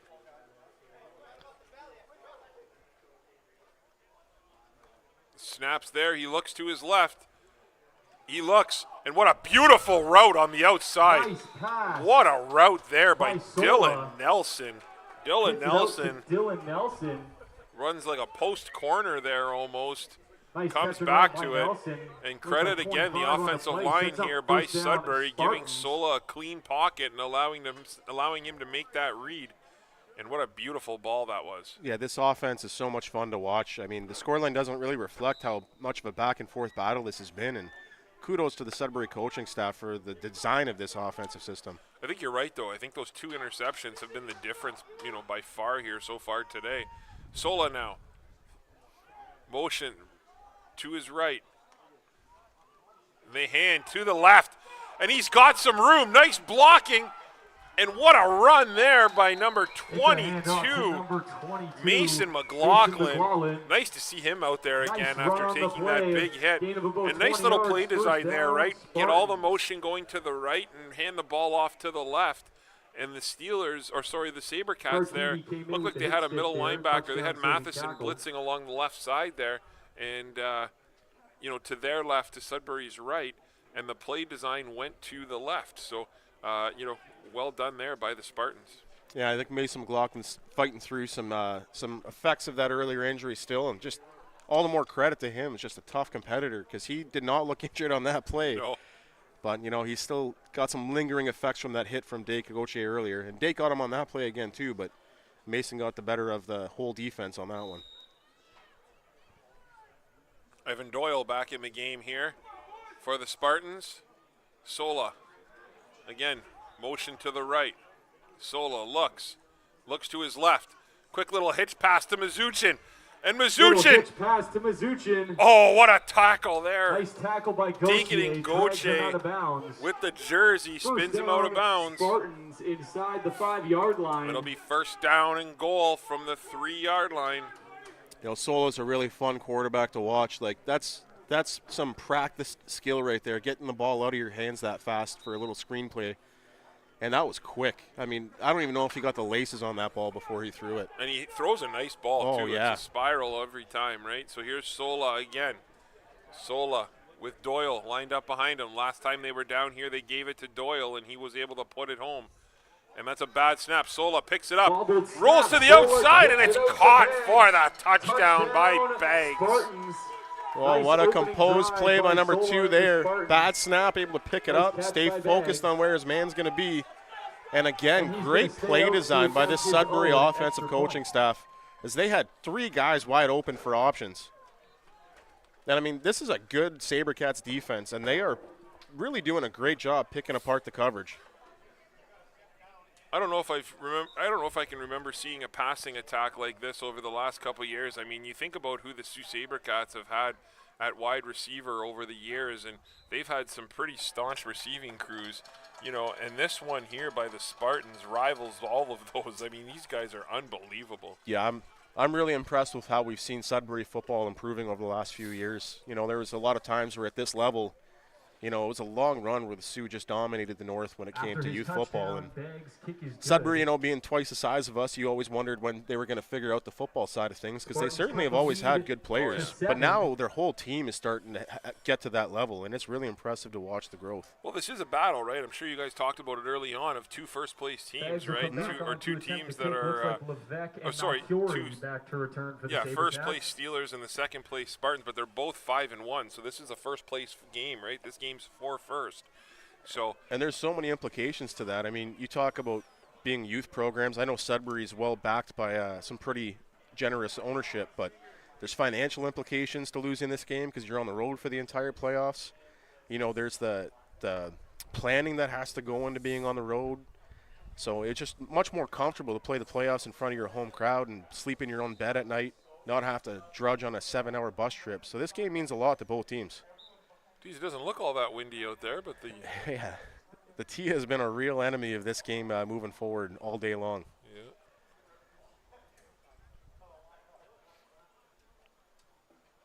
I mean, even at NASA the last couple of years, the representation we've seen come through Sudbury, there's just some outstanding players coming out of Sudbury these days. Big boot there. It's going to Nice be picked kick up by by Banks. Melchiori on the Fielded by return. Melchiori. As soon as you stop, that's usually not a good sign, but Melchiori's pretty quick, and he gets to the outside, What and are he's they forced out of bounds. Why are they calling that play dead in the middle of the play? They did? They sure did. I am not positive what happened there. So I wonder where they're going to – it looks like there is a flag on the play as well, so – I mean, if they blew that dead at the 20-yard line and then this flag goes against the Sabercats, instead of starting on the, 30 or 5-yard line, they might be starting inside their own 5. And I wonder if the logic is that, they were confident that the flag – well, they're talking to a Sabercats player, though. Yeah, it looks like it went against the Spartans. Well, that's all the more baffling as to why they would blow that dead then. Are they going to call a re-kick? It looks like they are. I would love an explanation on this after the game.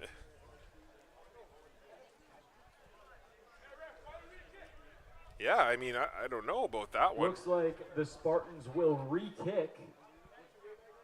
I don't know if I've ever seen that before, Coach. I mean, if you're Sudbury, again, you had them pinned deep. You did a good job. I guess if the penalty was against Sudbury, the Sabercats could have elected for them to kick again. Could they? I just don't know why you wait until the play's already almost done developing before you blow it dead. And there's a bigger boot there. Kick. What a kick. Big boot by Banks. Oh, wow. Unbelievable. It actually, we're going to work out in the favor of the It's going to go out Spartans. the back of the end Wow. zone And that rouge That's a changes the rouge. whole complexion of this game. for the Spartans, and they cut the lead to 6. Now we're talking about Nice a kick touchdown by and a number point 15, after taking the lead Brandon here late in the Banks. game. Yeah, you know what? We've talked about this before, and there was a couple games. I think the last one we did, we had Jim Fitzpatrick up here, and Jim, he's out on the field right now. He's an official, and it was nice to have him up here because he was able to kind of help answer some of the questions as the game went on. I know that's something we've talked about doing before, so maybe that's something we need to relook at. Because again, having that perspective up here definitely makes our job easier, right? Yeah, no doubt. And I've said this many times in conversations with the officials here in town. I mean, officials in any sport are going to get some heat from fans and from players and whatever you want, but they're as much a part of this football community as anyone, and their impact on the game certainly matters too. Absolutely, and Melchiori It's again a with a run up the to middle, Gazzetti. and he's swallowed up by number Savage 49, Nolan close it up. Jokinen, as Still a well good as little gain on the Colton play, Savage. about 3 or 4 yards. Again, credit this Sudbury defense for what they're able to do up the middle here. Yeah, that front 7 box is impressive in this game. I mean, there's some really good tailbacks on this Sabercats team, and anytime we've tried to run between tackles today, it really hasn't produced much result. It'll be 2nd down and 7 here from the Sabercats 38-yard line, going left to right on your radio dial with 9:02 and counting to play here in the 3rd quarter. Tucker takes it. Tucker fakes it, and he decides to keep it. Tucker keeps and it. Tucker goes absolutely Goes nowhere. almost nowhere. Well done. That was read by number 12. Several Tucker Spartans on the Lalonde. tackle. Looked like 49. I really like this Sudbury defense. They've given up some points here today, but the toughness that this team has is pretty impressive in a lot of ways. Oh, and that's not ideal. Matty Tucker looks like he got twisted up on that play, and at this point in the season, you hope that that's just a bruise that he can walk off. Number 49. It's our championship tackle for the quarterback Spartans. here for the Sabercats. His grade 11 season, he led this team to the U18 provincial title. Led St. Mary's to a OSFL finals appearance in his following season. Definitely a key cog in this offense, and you don't hope that it's nothing serious. We'll be back in about 30 seconds' time with continued action here from Superior Heights in Sault Ste. Marie.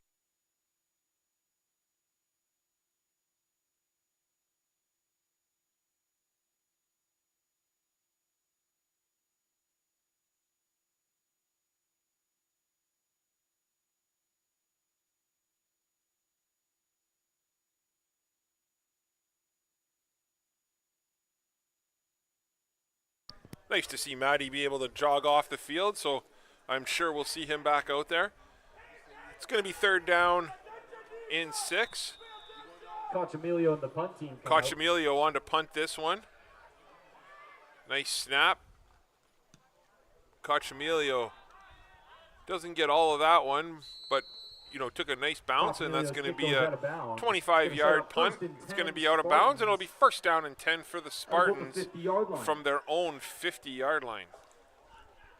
Yeah, for a lot of years, my special teams coordinator I was OC or head coach for teams was Steve McLeod, call him Sliver around here. And he was famous for saying there's nothing wrong with punting the ball out of bounds, especially when there's a weapon on the other side. Yeah. You avoid no yards penalties. You avoid the potential of one going to the house. If you can still get some good yards out of it, that's the perfect punt. So here come the Spartans. They've really found something. They've been scoring quite a bit here on their last few drives. So the Sabercats defense is going to have to try and find an answer. And there's a fake pitch, and Sola looks. And Sola tucks it, and he's got all sorts of room. Sola runs to the And outside. Sola picks Tackled up out a of few bounds yards by there. Kate That's going to be Gauthier. close to a 1st down. Goche on the tackle. And that's going to be just short, I believe.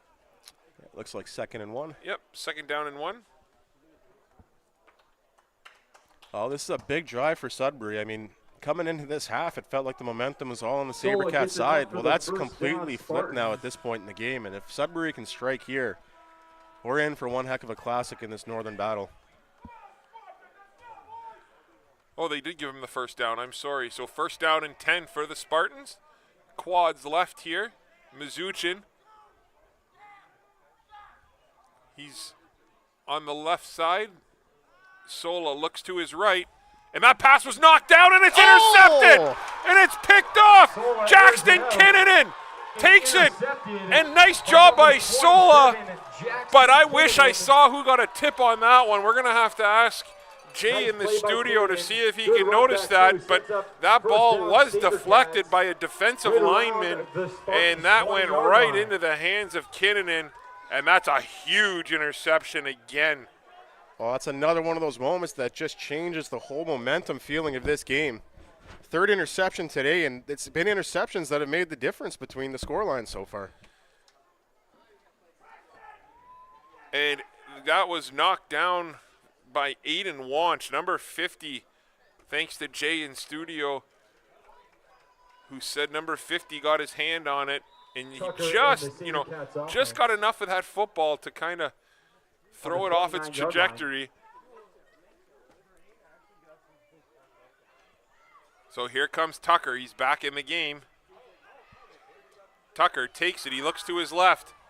And he's got a man open deep.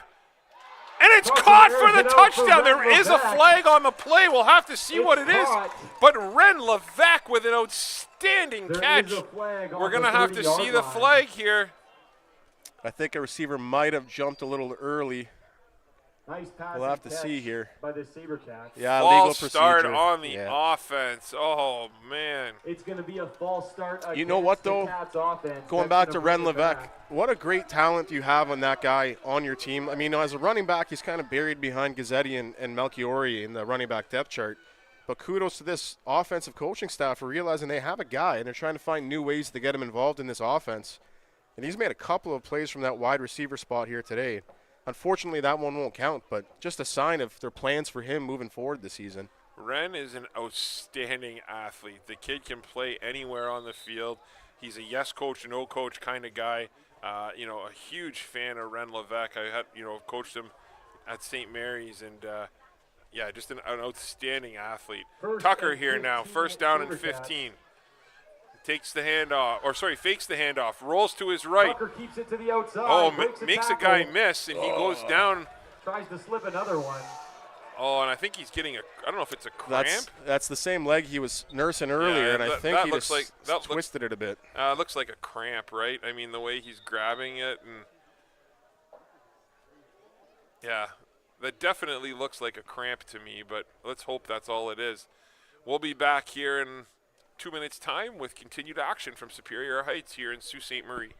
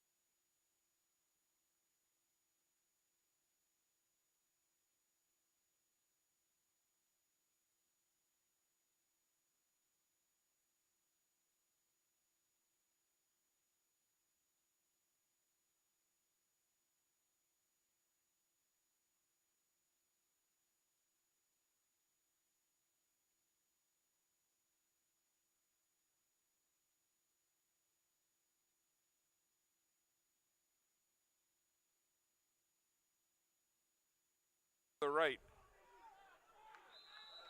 It's Nice a run. to Nice Brayden run there Beggs. by Beggs. Beggs picks up Brought about down 5 or by a 6 couple, yards. Sabercats there. Looks like Watch and Rodriguez in on the tackle. It'll be second down and 5. You're starting to see that with both teams, right? Both teams run that play where they motion receivers to the opposite side and then run to the weak side. And you're seeing that quite a bit here. Both teams very similar kind of running style or running philosophy we're seeing. Yeah, trying to force and dictate the bodies on the defense side. Decide for yourself where they're going to be. Sola looks left. Oh, and he hits Mizuchin on the drag. And nice Sola job gets by the ball number out to 3, Mizuchin. Liam Ouellette. Did he stop him short? I think he Makes a did. nice catch. And we talk about guys that are Nice missing tackle in this by game. Liam I don't think I've Ouellette. seen Holds Juma on. back in yet. No, he It's gonna be hasn't. close. So now to a first Liam down. Ouellette's being asked to be the best on best coverage guy with And it Mizuchin, is. and Mizuchin great gets the job first there. down for the Spartans. I mean, they're going to give him the first down, but what a great effort by Ouellette to try and stop it. Yeah, you can't fault Ouellette for that one, right? I mean, he's got one-on-one coverage on a drag route from the backside. You know, that's easy to kind of lose your footing there. And, you know, he was able to make a stop, and Mizuchin needed 4 yards, and he got 4.5. So good for him. Here come the Spartans. Sola lines up. He's got 2 receivers motioning to the right. Takes the handoff. And again, a run to the It's a run backside with outside to Beggs. Brayden Beggs. And Beggs Finds a hole. falls forward, and Beggs. I gets enough- don't. I think he Oh, took and that Goche, ball. no, they're going to call him down. They're going to call. I think they're going to call him down. Wow, what an effort by Looks like Dake. they're You gonna saw call the Beggs entire down by time what he was contact. trying to do while he Nice was run by number 50, fighting for that Brayden ball. Beggs. Brought down. That was close. From up here, By my Gauthier initial reaction and was that he Cartini. was down. So again, we'll have to ask Jay in studio.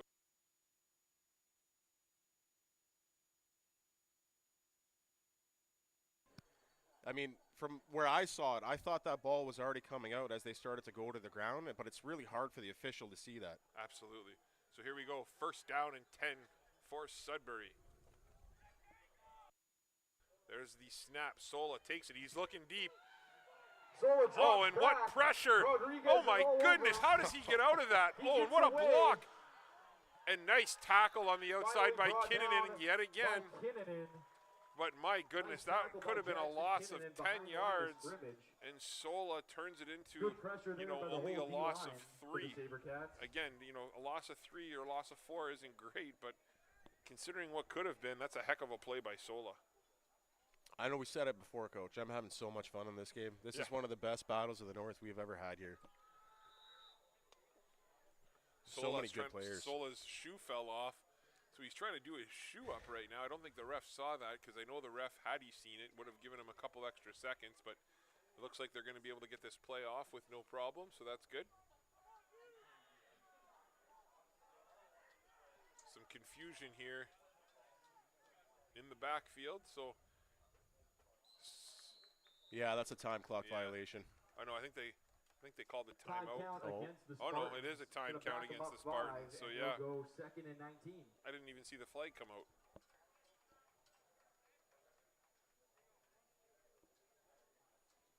Well, if the Sabercats can hold here, every stop the rest of this game is massive.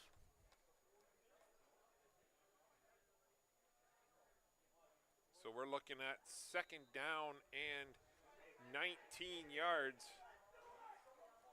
We've seen Sudbury capitalize and convert a few second and longs here so far today. So there's Sola with it. Sola looks.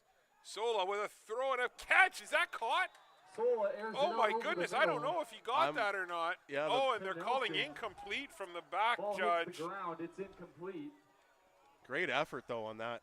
Coming back to the ball, trying to Sets up save it third with the and long, scoop. Yeah, Spartans. nice try by Dylan Nelson. Looks like the punt team's coming out. Again, we're so far away, but my initial reaction on that was incomplete. So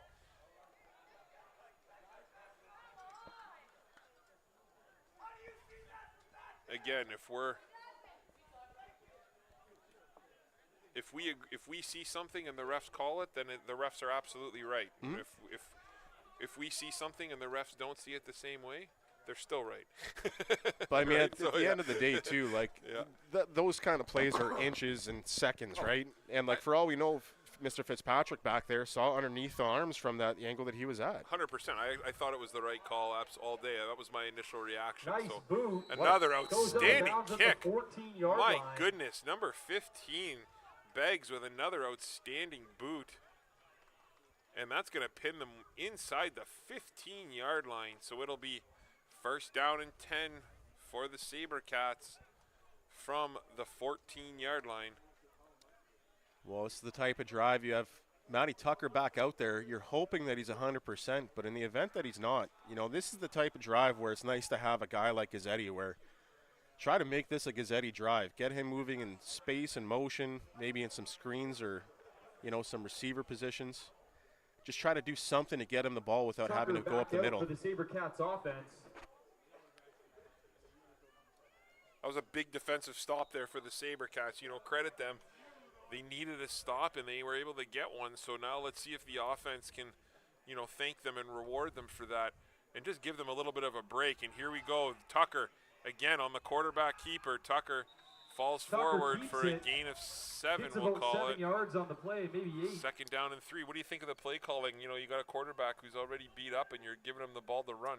Yeah, I'm hoping this means that all he was battling was some dehydration and some cramping there earlier, because if it is an ankle injury that it keeps re-aggravating, I don't know if I'm asking Matty to do a whole lot here today. Yeah, I do think it's it's cramps, right? So it's about just getting the fluid into it. And here we go. Tucker takes it. Little pitch to Gazzetti. And Gazzetti's got some space, and he's forced out of bounds by King David Ejihan. King David. Well, you know, we've seen a few plays like that today where historically that's a touchdown for Gazzetti every time, but the speed and toughness of this Sudbury defense, they do not give up on plays when Gazzetti gets that edge. And they've been able to push him out of bounds a few times, really limiting the damage.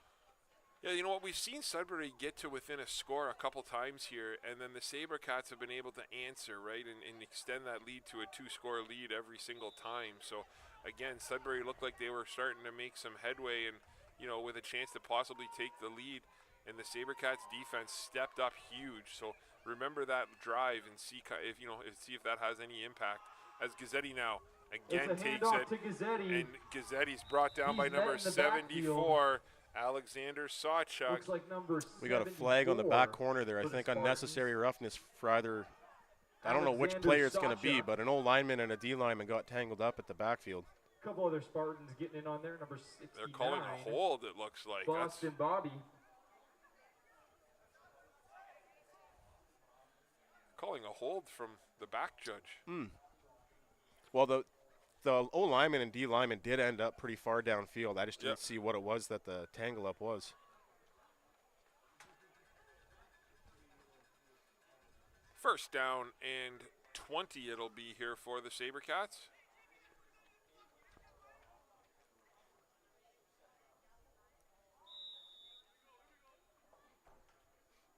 Tucker looks to the sidelines. Tucker gets the call. Flag against the Sabercats. Going to back him up. 2nd and 20.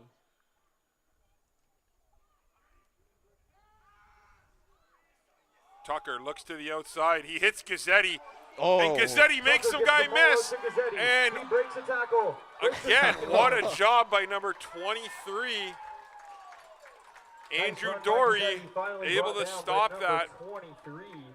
You know, we keep talking about it ad nauseum, but looks like I know he's making big plays, and if you're a Sudbury fan, you're going, why are they so, unimpressed by what Gazzetti's doing today? It's because Sudbury's defense is impressing us. 100%. Those plays are touchdowns 90% of the time. Yeah, we've seen it, for years, right? So that's a heck of a play by Dory to kind of run him down there. And the thing about Gazzetti that we've talked about before, and you saw it there, is just the strength of him as a runner, right? He runs so incredibly hard, and he's so incredibly strong that you're not going to tackle him with an arm tackle, right? You're not going to tackle him by grabbing his jersey, right? You need to really put a pop on him if you're going to get him down. And here comes Tucker. Tucker now to Melchiori. Melchiori with a good hard run. Picks up about 5 yards. He's brought down by Colton Savage yet again. First one in there on the tackle. Well, that interior defensive line's been really impressive today, too. Anytime they try to run that trap or inside zone, those D tackles just seem to know what to do to plant their feet, fight against the pressure. There hasn't really been a big play up the middle with these tailbacks here today. So that'll be the last play of the third quarter. We're going to throw it over to Coach John, and he's going to thank a couple of our sponsors. So our sponsors for today's broadcast, for the third quarter, team of Joan Kovich and Jason Spruill, Algoma District School Board, That's the end of the third quarter. Algoma Thunderbirds Athletics, We're going to flip sides. Huron Superior Catholic District School Board, And it'll be Gen second 7, down, and Spartans. today's main broadcast sponsor, O'Sullivan Funeral Home.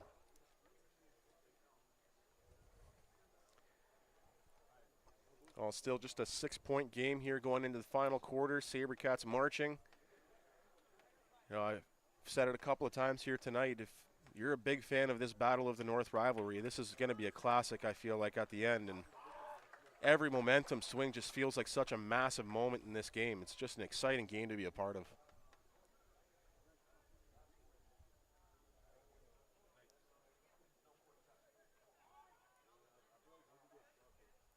And I mean, the stakes of this game just make it all the more exciting. Absolutely. So Tucker looks over to the bench. Second down and 5. There's the handoff, What what a stop there. Ren Levesque is swallowed up by number 23. Andrew Dorr.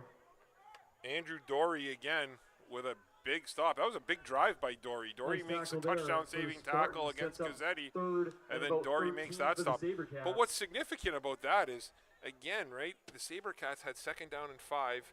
They, run a play to the outside, get stopped, and now you're looking at third and 13. And, if it was third and even 2 or 3, you knew they were going to get the first by bringing out that heavy package.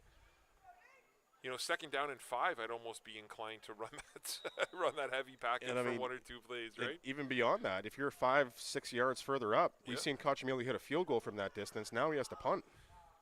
Cochamilio with a big boot, and what a kick it is, and they Oh, let that it go. might It goes be a off the rouge. goalpost.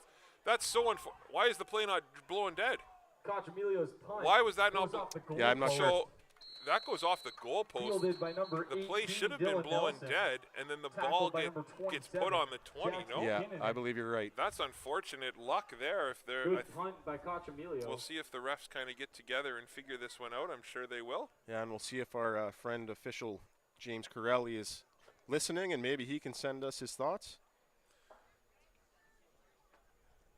It looks like they're going to place the ball on the 10-yard line where he went down. I don't think I've ever seen that, though, where the ball has bounced and then hit the goalpost. I've never seen that before. Yeah, I know, that's a unique one. Yeah.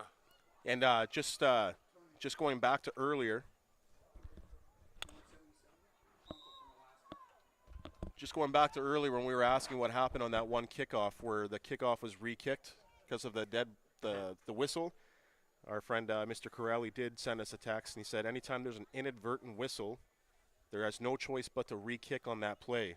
So it wasn't an error, but it's one that the officials have to make right by having a re-kick. Beautiful. See, that's exactly why we like having someone up here. So Sola now takes it. Sola with a nice little play to the outside. Sola Mizuchin again. extends the play, And gives it to Mizuchin, Quinn he goes, Mizuchin. oh, there's a flag on the play.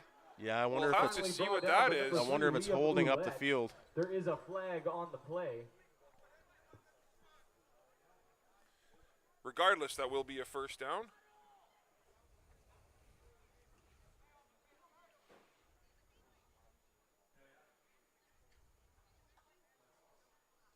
Jim must be out of town today. I don't think he's. We haven't seen him here today, I believe. I think I right? saw him earlier. Oh, yeah. did he do the Yeah. earlier game? Okay. If he wasn't, he was here, I think I saw him. Okay. But he's definitely messaging back and forth Yeah. with us right now. Jim's a long-time official here in Sault Ste. Marie and does a great job when he's out there. So, he's one of the lucky ones. If he only had to do one game today, I feel bad for a couple of these guys that got to do 2 games in this weather. Oh, my goodness. At least it's not one of our triple header days. Yeah, that we're gonna that's see. true, right? Yeah.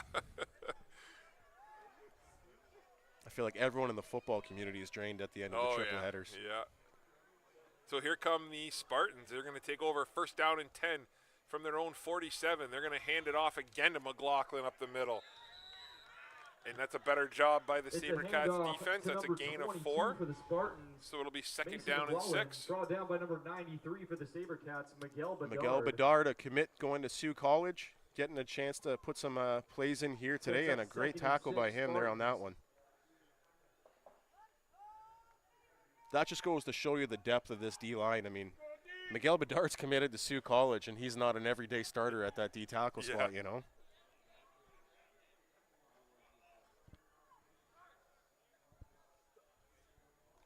Here's Sola, 3 receivers to his right, 2 to his left. Sola back to pass. Sola looks.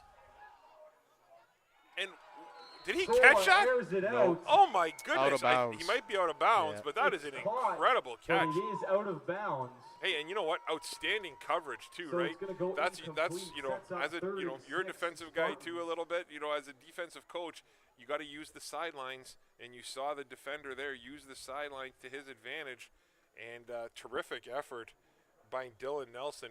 But these wide receivers, I mean, my goodness, even if the ball's going out of bounds, they still catch it. Yeah, and I mean, it's a headache of a day for these Sioux DBs because you can have perfect coverage positioning all you want. There's just some guys that are going to beat you today with pure talent and effort. Spartans going to go for it here on 3rd down. Timeout called by Sabercats here. I think we'll take a little break ourselves, and we'll be right back in a moment. Timeout, Sabercats.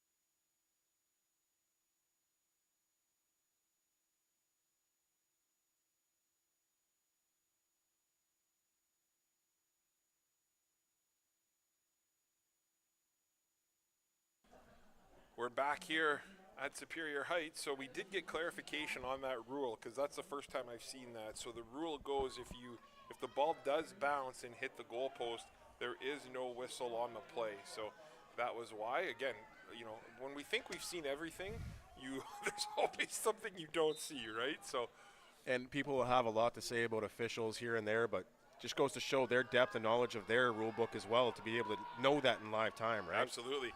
And what a play by Sola! Oh my goodness! 3rd and 6. The guy tucks it, goes, and he had Wanch on him. I think he had Matheson with a hand on him, and he reaches forward and he gets the first down. Man, is he fun to watch! I'm just gushing over how great of a game we're having here today, man.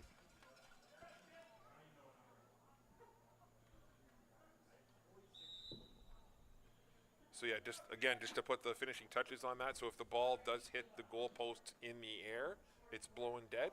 If it's not, the play just continues. So again, great job by the officials and good call there. Here's Sola now. 4 receivers to his right. Decides to hand it off again to McLaughlin, and McLaughlin, it's a handoff he to gets McLaughlin. wrapped up by Wanch and Sachin on the outside. And Good he job goes by Aiden nowhere. Wanch again. Sachin It's a big loss on the play. Wanch Or sorry, all a gain over of 1 on the play. What an effort by those 2 DNs, too, for them to both get there and chase that play down at the same time. You know, you're seeing a lot of effort and hustle from these veteran players on this defense, and it's making a difference on stops like that.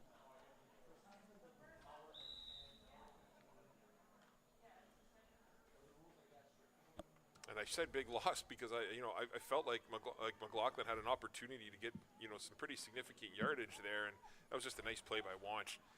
Here comes Sola. Sola takes it. He looks over the middle. Oh, and he puts it just behind Sola Beggs. drops back to pass. So we got a 3rd down and 8 here. Beggs gets I've been a little hand on it. surprised. I Ball's got to be honest with incomplete. you. I'm surprised they It's a haven't really 3rd looked to and 8 Mazuchin very Spartans. much. on this drive. They've been looking elsewhere. I know they have multiple weapons, and the Sabercats are really focused on him, but you got to get your best player involved, right? Yeah, and even like you have double coverage over the top, but maybe a quick in-breaking route, like a quick slant or something like that, just to get him involved and force the defense to keep respecting his presence.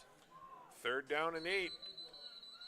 And it looks like we have a timeout call here by the Sabercats. So the Sabercats call a timeout with 8:13 to play here in the 4th quarter. They're up 31-25. We'll be back in 30 seconds' time with continued action here from Superior Heights and Sault Ste. Marie.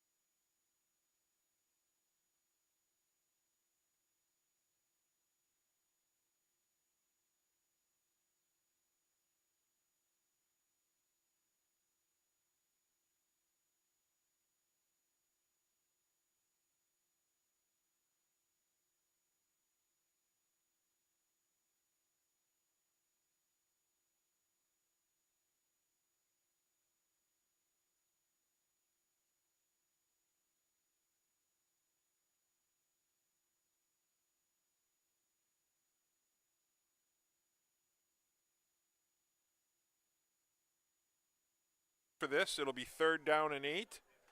Spartans staying on the field. They're going to go for it. Cohen Palmquist, number 89, down here towards us.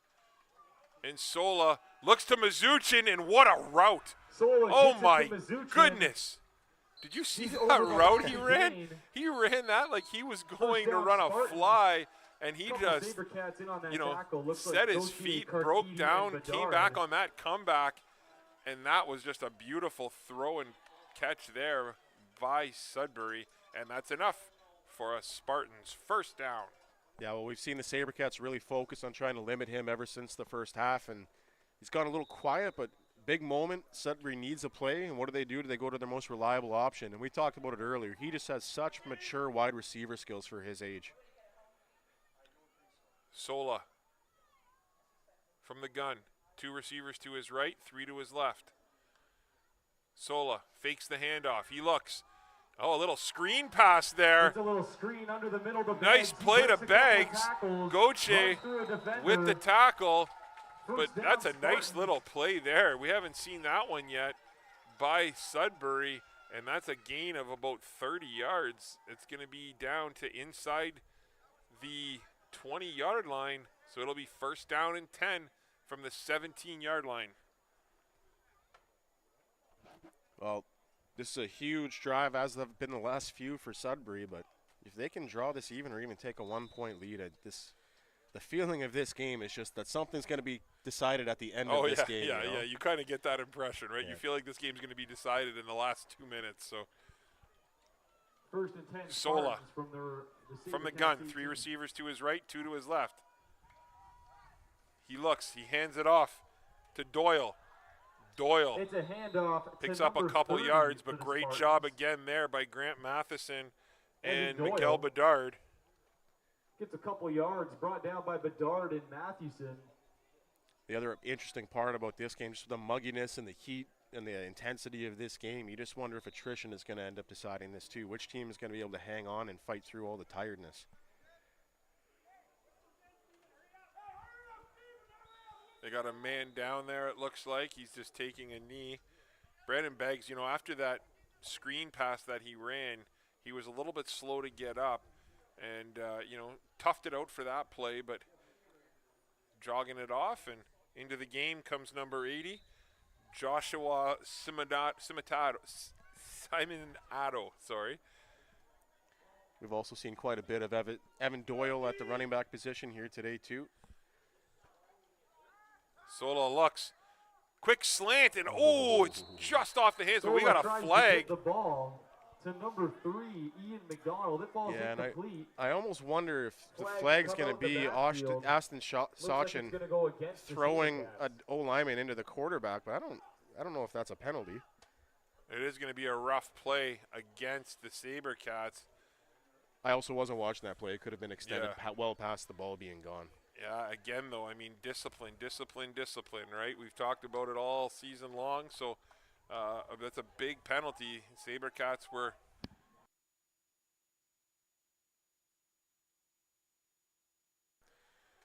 So that's going to be a first down to the 5-yard line, 5.5-yard line, and it's going to be first down and goal for the Spartans.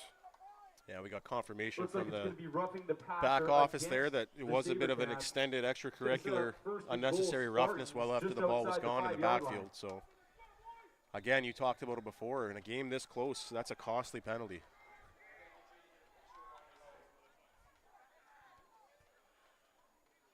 Sola, empty backfield, 3 receivers to his right, 3 to his left.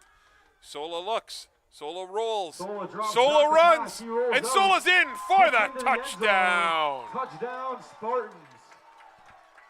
What a game we are treated to here today.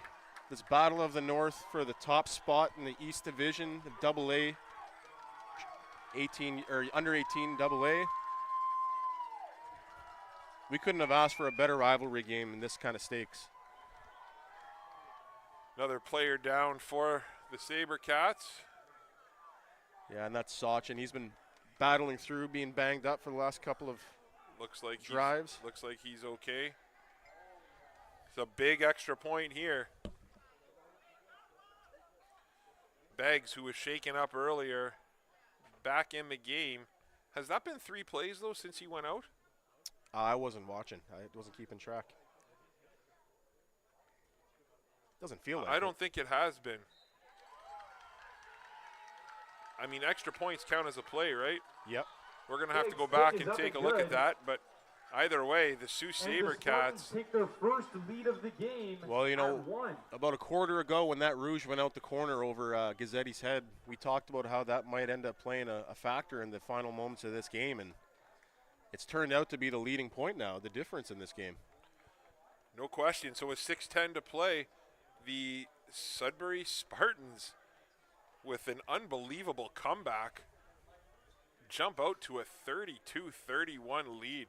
What, I know you've said it numerous times today, but what a football game this has been.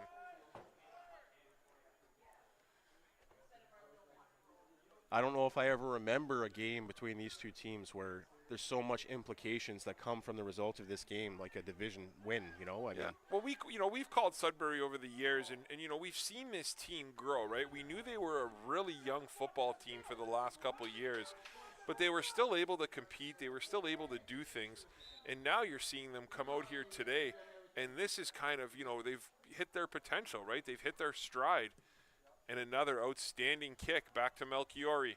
Melchiori takes it. The ever-dangerous Peyton Melchiori. And he finds some space. Oh, and he runs into it.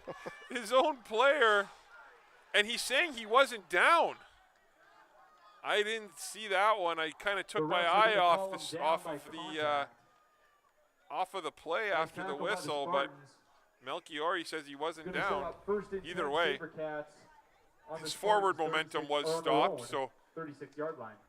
Great return at the end of the day anyways. Yeah. I mean, I think that was about 20, 25 yards of gain there on the kickoff return. I get in trouble because I say too many nice things about Melchiori, so I'm just going to stop. He knows how much I love him, so.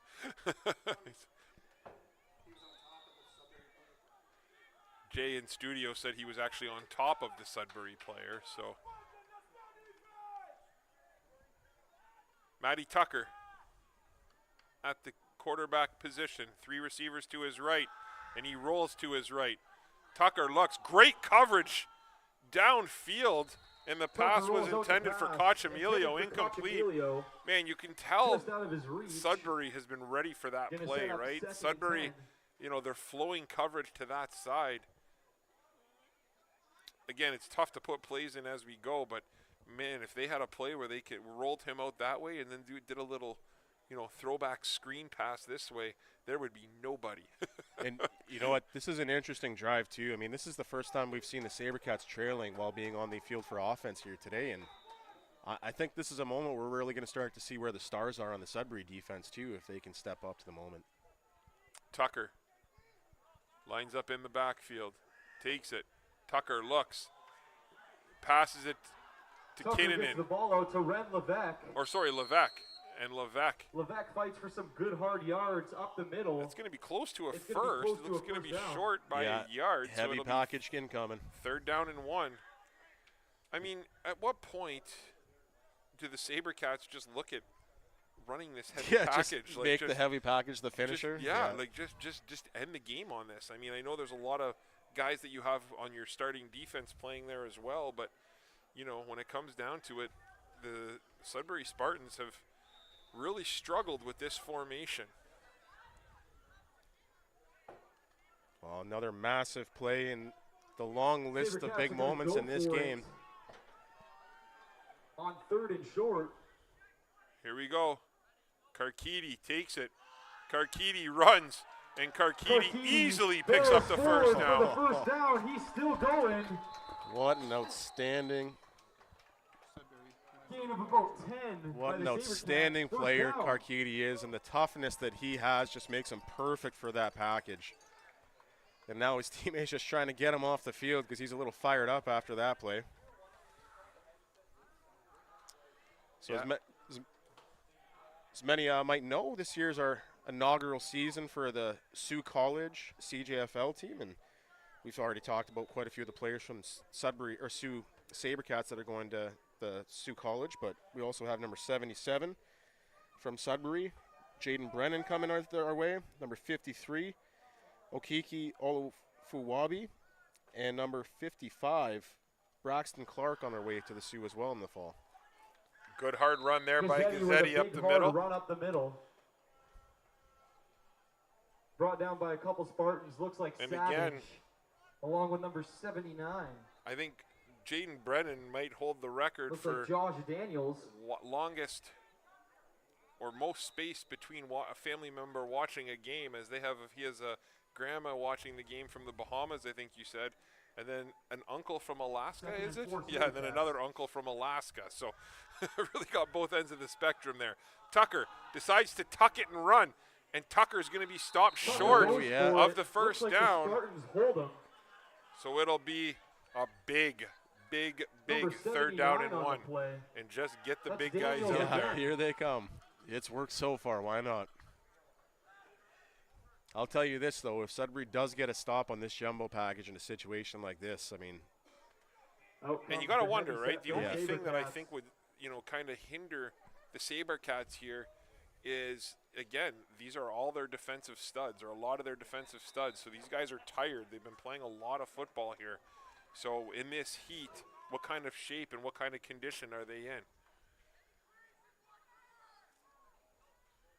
There it is. Again, Karkidi, and he Oh, falls that was- forward that's- for the first down. that was as close as it's gotten First here down, today. Sabercats. And Karkidi, just a tough runner, refusing to quit and getting that extra yard. And that's a massive effort from the linebacker turned running back in this jumbo package. Give Mateo Torrenson a ton of credit for getting way downfield there. And same with John Demicheli.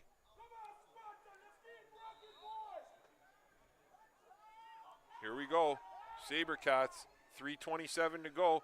Moving the football here. Tucker from the gun, looks to his right. Tucker throws it, First and 10. it's caught. What a catch Ren. by Ren Goes to Levesque. Levesque on the Are you sideline. kidding me, Ren? Tucker Lalonde with It's the gonna be a tackle. catch. First down, Well, Ren has been Sabercats. that X factor, that player that just Nice shows up pass in and big catch by moments. He's Tucker not been a Levesque. focal point of the offense, but when he is turned to for a play, he has made massive plays here today. Obviously had that touchdown called back earlier in the game as well. But that's as big as any play he's going to make this season. And the stakes in this moment, they needed a big play like that, and Ren was up to it. And what a throw that was by Tucker. Tucker threw that where three defensive players were, and he put it where only Ren could catch the ball. So nice play there, and again, good protection by the O-line. Double tight end package in here for the offense. First down and 10 from the 20-yard line. Tucker I kind of felt like we'd get a heavy dose of It's a handoff Gazzetti. to Gazzetti. And Oh. Gazzetti takes it to the outside, and he's in for the touchdown. Oh, they're going to call him Oh. just short. At the 1 yard line. Oh, okay, my bad. I thought he may have gotten that ball over the pylon there while he was running by. But again, It looked like he bobbled it a little bit when he was going through the end zone or when he was going in. So I don't know if that had something to do with it or maybe not. Either way, I mean, it's, I hate to be Mr. Anticlimactic, but, we haven't seen a team all season stop these guys on. First and goal.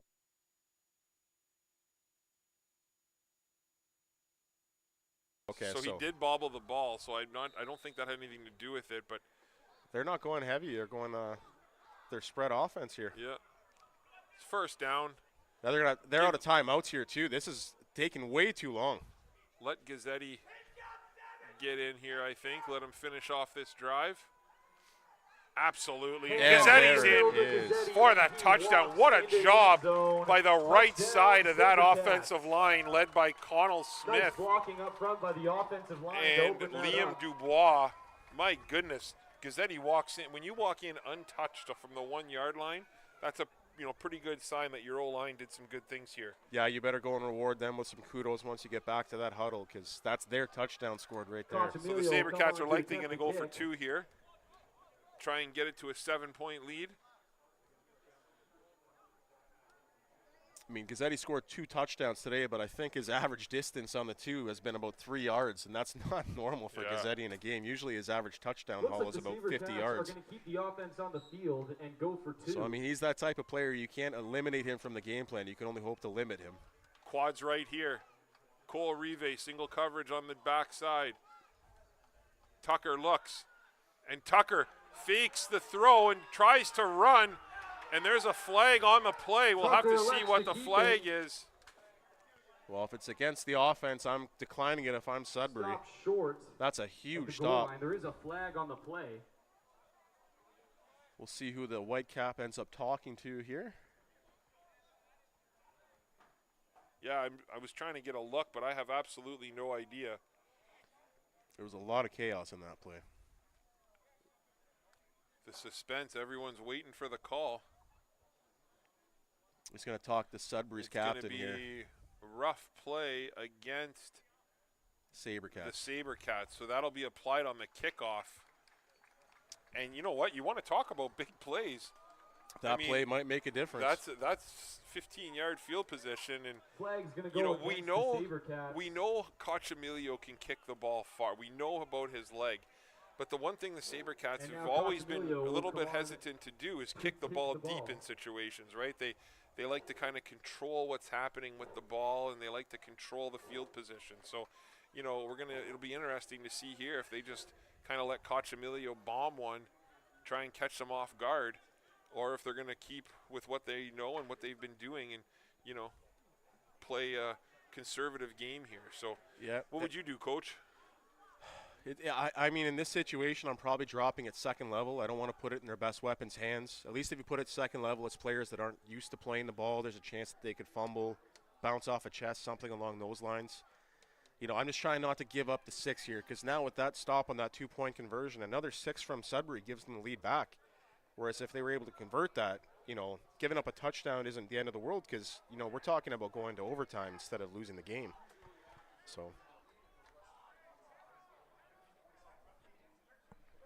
Looks like they're kicking from the 30-yard line. Is that right?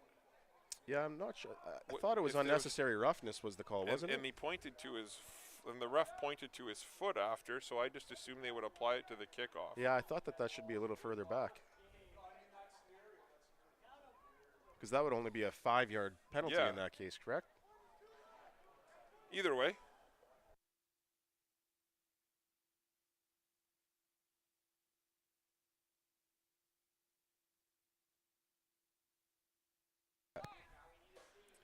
Sorry, So- it's been a long day here. Yeah, we're we've- getting hot too. We've been corrected by our backroom staff. Usually kickoffs are from the 40, or the 45, excuse me.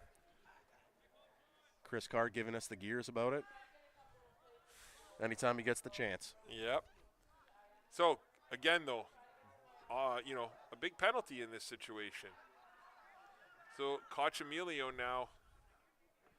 Again, though, to your point, if you kick it to the second level, you're basically giving Sudbury the ball at midfield, right? So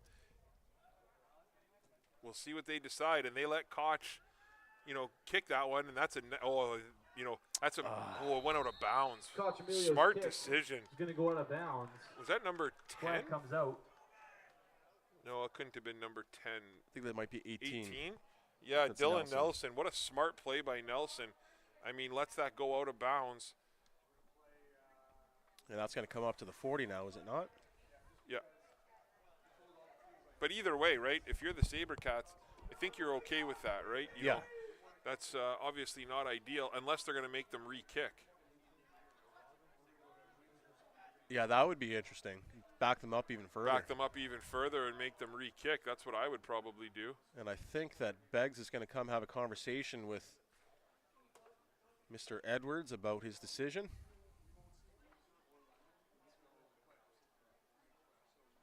It looks like they are going to make them. I'm not sure. It looks like the offense is staying out there. Well, they're playing it from the 55-yard line. After the kick goes out of bounds, that sets up 1st and 10 Spartans. Do you have any idea why that's the placement there, Coach? No idea, but referee Corelli is sending me a message here, so hopefully he answers that. So it is the 45. That's why it was at the 30, because the kickoff is normally at the 45, 15-yard penalty. Sola back, and Sola looks. Sola drops back. Just out of the hands of Beggs. That's a nervous moment if you're a Sabercats fan right there. That's two receivers who could have broke out on that play. Be curious to see if Mr. Corelli can give us some insight. So it's 25 yards up from where the kickoff, not at the 40. Oh, okay. So that's why. I'm being American again. Yeah, exactly. Yeah, we can't thank Jim Corelli enough. It's nice when we have that, right? That's what, talking to him about getting someone up here, but we're short refs here already in the Sioux, right? So it's tough for them to sacrifice someone. So thanks to Jim. Sola, again, takes it. Sola, looks, that Beggs didn't look like he was expecting that. He gets it, and he falls close to the first down. It's going to depend on the spot here. Looks like it's going to be just short. So it's going to be 3rd down. They're going to mark him short by a yard. 1. It'll be 3rd and 1. Also, a quick shout out to Mr. Corelli's daughter, Taylor, off competing in triathlon this weekend. One of Sioux's better athletes, and Mr. Corelli's now home dog sitting as a result. Yeah. So I mean, she's a triathlete, so you can easily make the argument she's the best athlete. No doubt. Yeah. Sola, 3rd down and 1. And they're going to go under center. They're going to try the sneak. They're going to try the little tush push. I think they got it. And I think he got it too. That's the old tandem buck play that used to be illegal up here in Canada. 1st down, Spartans. and that's something too, again. Sorry, Jim, we keep putting you on the spot here. But I was under the impression that you couldn't push the ball carrier. From behind. Or pull him forward with you. Yeah, I was under that impression, and you could definitely see that on that play from up here. So either way, he had the 1st down anyway at that time. So 1st down and 10.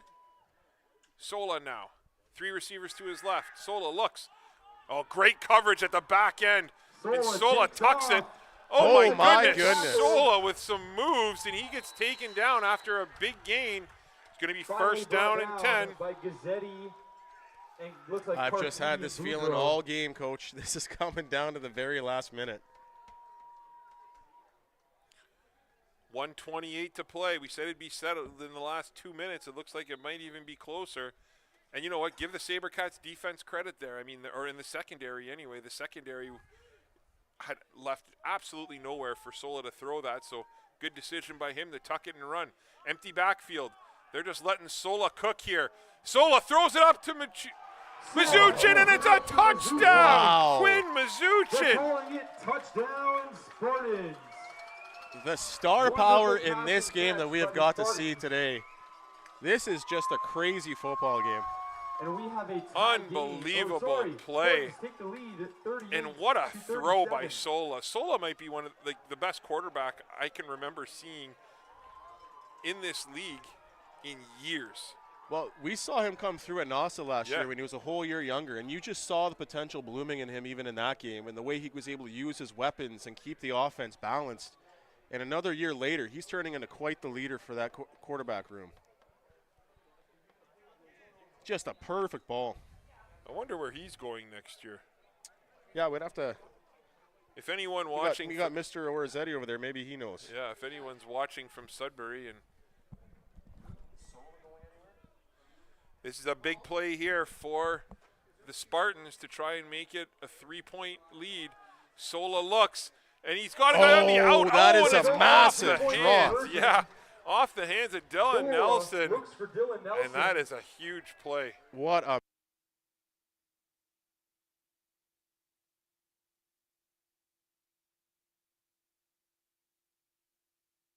It sounds as though we asked our resident expert Benz up will here come in the out to booth. kick off to the Sabercats. Sounds like Steven Sola is going to move on to the working world after this season, but I'm sure there will be opportunities out there if he ever changed his mind, because we're having a lot of fun watching him play football here Yeah, today. no question.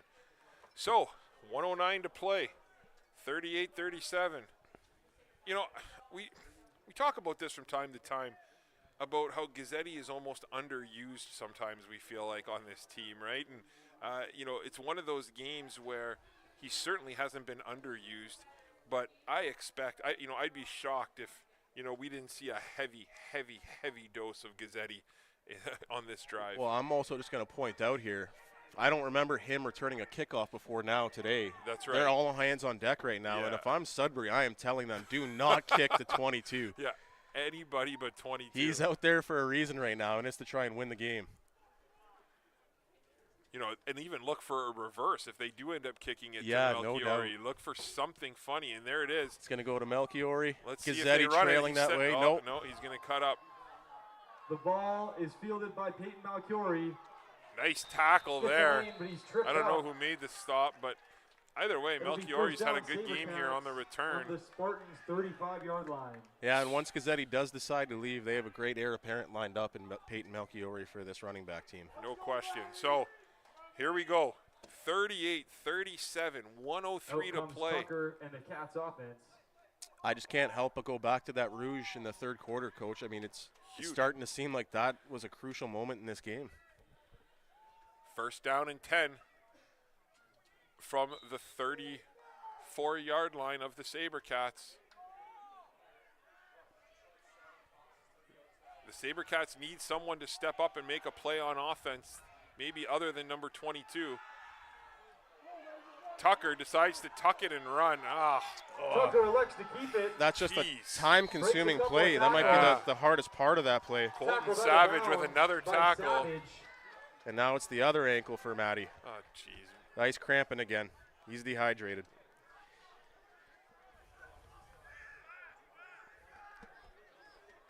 Yeah, I mean, But he again- needs to get back to the huddle. This clock's about to start again. Yeah. He needs to either take a knee or get in the huddle. Yeah, they don't have any timeouts either. Again, though, I'm a little surprised we didn't see Gazzetti. Tucker, 3 receivers to his right, 2 to his left. Gazzetti lined up behind him. He looks. He hits This Gazzetti could out be in the it. flats. That's what we expected. And what Oh, a tackle! wow. Pass to Gazzetti. Number 18 and number 8. Short gain on the play. Cole Preston, along with Brought down Dylan by Nelson. number 8, Cole Preston. Looks like number 18, Dylan Nelson on the tackle. This as is well. maybe the most impressive addition of the Sudbury Spartans I've seen in Gazzetti years. gets back to the Thi- line of this scrimmage. team- That sets up 3rd and This team is 7, set up to win Sabercats. win a provincial title with this offense. And keep in mind, they had 3 interceptions today too, right? Yeah. 3rd down and 7. This is the ball game for the Sabercats. They need a first. They look, and Tucker just throws it up, Tucker is out for and it's Gazzetti. incomplete. It's incomplete. And that's gonna do it.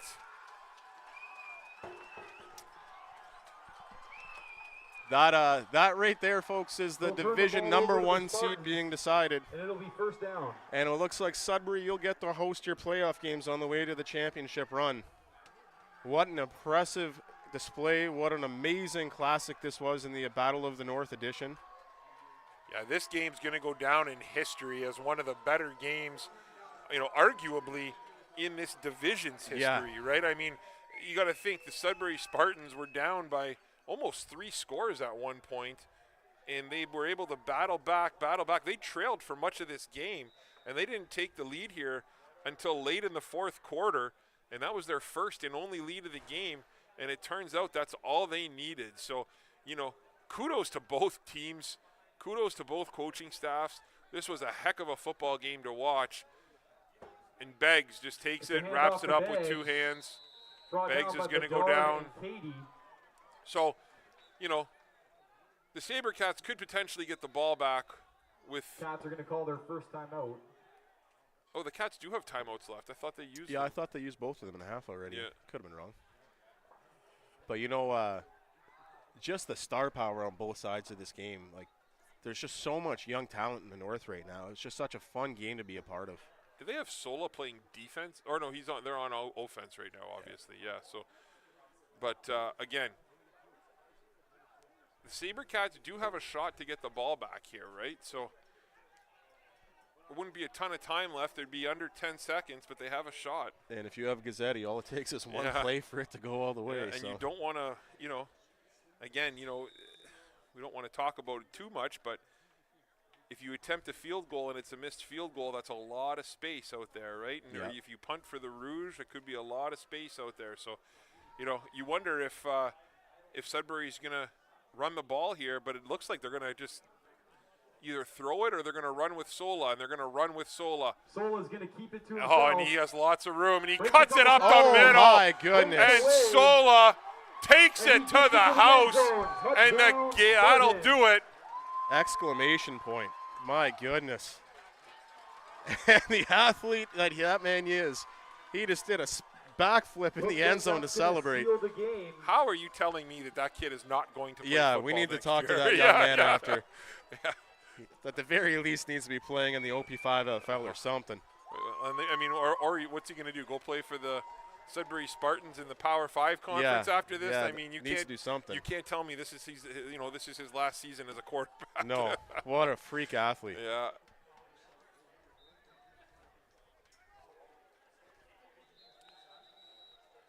That's one of those plays where, I mean, obviously you're going to go in for the touchdown, but on the other hand, going down and not scoring would have ended the game. Yeah, the game was ended in a different way. Yeah, exactly.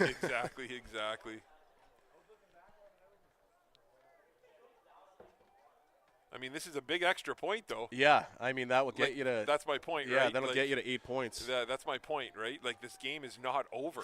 You're right. Theoretically, I mean, a kickoff return to the house and a 2-point conversion here. And it's not like it's not possible. Like, that's why I said that about going down, right? Well, that's where you'd like to see a player just go down after the first down because – man, the way this game has gone, and stranger things have happened in sports, right? If you're a Sudbury fan, you're begging us not to be calling an omen here. Right now. Exactly. So, regardless, I mean, that actually wasn't the worst thing that could happen for the Sabercats, in all honesty. Yeah, you're right. So the extra point is good, but again, only an 8-point lead, man. And they'll go up. Yeah, again, if I'm the sideline on the Spartans bench, there's one message going to that kicker right now. Do not kick the 22 in this moment. We'd rather you kick it out of bounds than kick it to that young man. I mean, I don't know if the Sabercats have a reverse in play, but, I mean, it's pretty obvious they're kicking the ball to Melchiori. And on that last one, I was watching to kind of see the lanes that Sudbury was taking down. And when Melchiori did kind of go over to the right, they did lose coverage and lose contain a little bit, and there was that, availability for that to happen. So, I'm not saying it's going to happen, but it's just definitely something to look at if you're part of this coaching staff. If this all does happen and this goes to the house, just stamp this game as the greatest game I've ever been to in my life. 100%, absolutely. So, Beggs on to kick this one from his own 45. Oh, look at this. So they're kind of they're kind of teasing who's going to go to which side here. Forcing Smart. them to pick a lane, yeah. I was almost going to say that a second ago. Just double stack them and have them split once he goes to kick. But they're just going to kick second level instead. And they're going to force them to re-kick now. I don't know if the officials weren't ready and didn't give them the signal to go. But right there, smart coaching. Yeah. You know, Sabercats are trying to challenge you to pick a lane to kick deep. What do? They try to kick it over the head of the second level instead.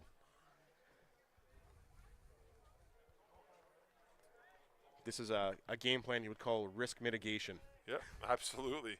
They will re-kick it. So we'll see what the call is here or what they're deciding to do. Again, you know, it's so true, right? There's a lot that can happen in Canadian football in 21 seconds. So it looks like they did switch. So now, see, they put.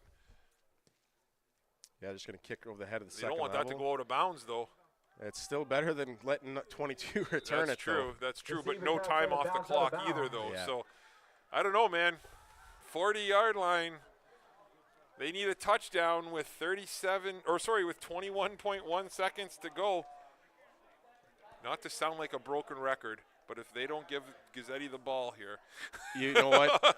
on a couple plays. In my head, I'm thinking maybe that sweep that we saw Gazzetti run from the slot earlier, something like that, just to give him a shot to get to open space. Yeah, that's your hope, right? You want to get him the ball in space or run a little or a little screen pass or something, right, where you can just get him the ball in space to try and make a play.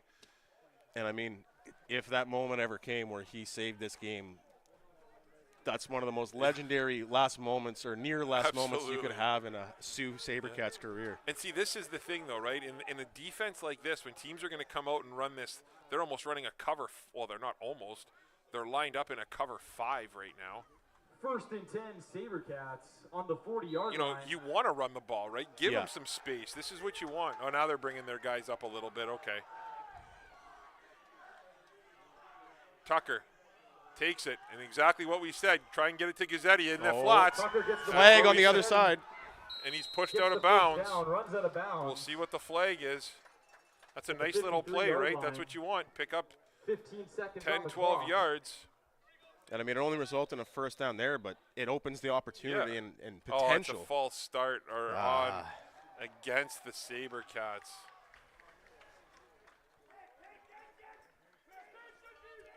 You know, There's going to be a penalty just because we've against watched the this team Sabercats, so it's many gonna times back over the them years, up. we watched so much high school football. I just don't feel like it's over till that clock Yeah, I strikes know. 0 with this team. I know. 15.6 seconds to play. We're going to replay first down. It's going to be first down and 15. Sabercats trail by 8. This is the most entertaining game we've seen, though, in the last couple years in this league, right? So, It lived up to the hype. yeah, everyone has been talking about this game, and we're seeing it come to fruition. Tucker now. Quads, 1st and 15, quads Sabercats. left. Tucker takes it. Tucker looks. Tucker All drops kinds of time. Jeez. And he throws, and again, Gets the catches ball it out to to Drayden Brock. Get To down, get down, forward. get down.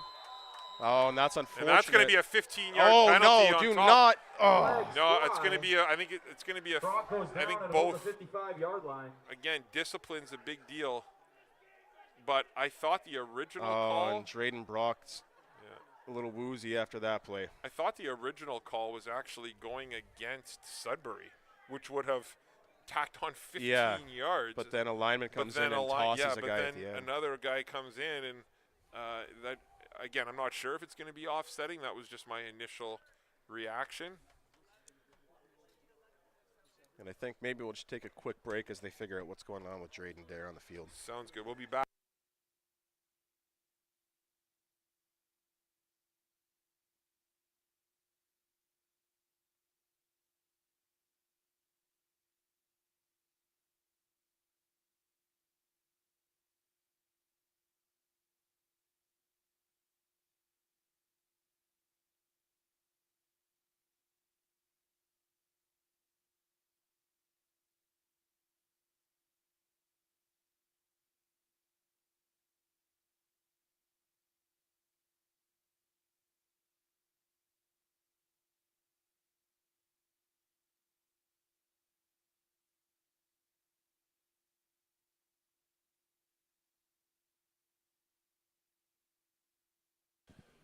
Okay, so it looks like the call did go against Sudbury.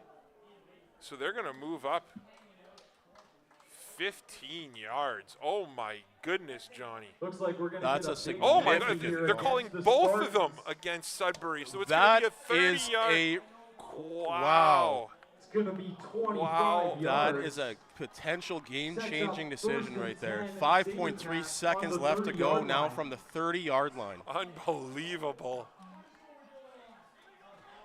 This is awesome.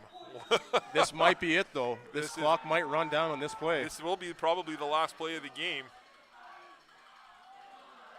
Tucker hands it Oh, off my and goodness. ready. Oh, I thought he almost had Me it. too. One more play, though. I like the play call. Yeah, That we one have I one like. more play. 1.9 Gets the seconds. first down. This will be the last play. What are First down on they? the 18-yard line for the Sabercats. What are they going to dial up here? The tension I am feeling right now, Coach. Yeah. What a game we've been treated to here today. They got Cole Reve, single coverage on him, And this will be but it. they got Mazuchin on him. So I don't know if Yeah. you want to throw to that.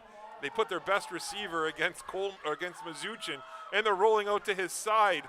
That comeback road's not. Oh, it's no off. way. Tucker hands it off Wow, for and Cole what a Reve. football game here It's out of at bounds, Superior Heights in Sault Ste. Marie. and that's going to be the game. Congratulations to the Sudbury Spartans on a magnificent comeback. Spartans 45. What a Sabercats chapter in this 37. rivalry.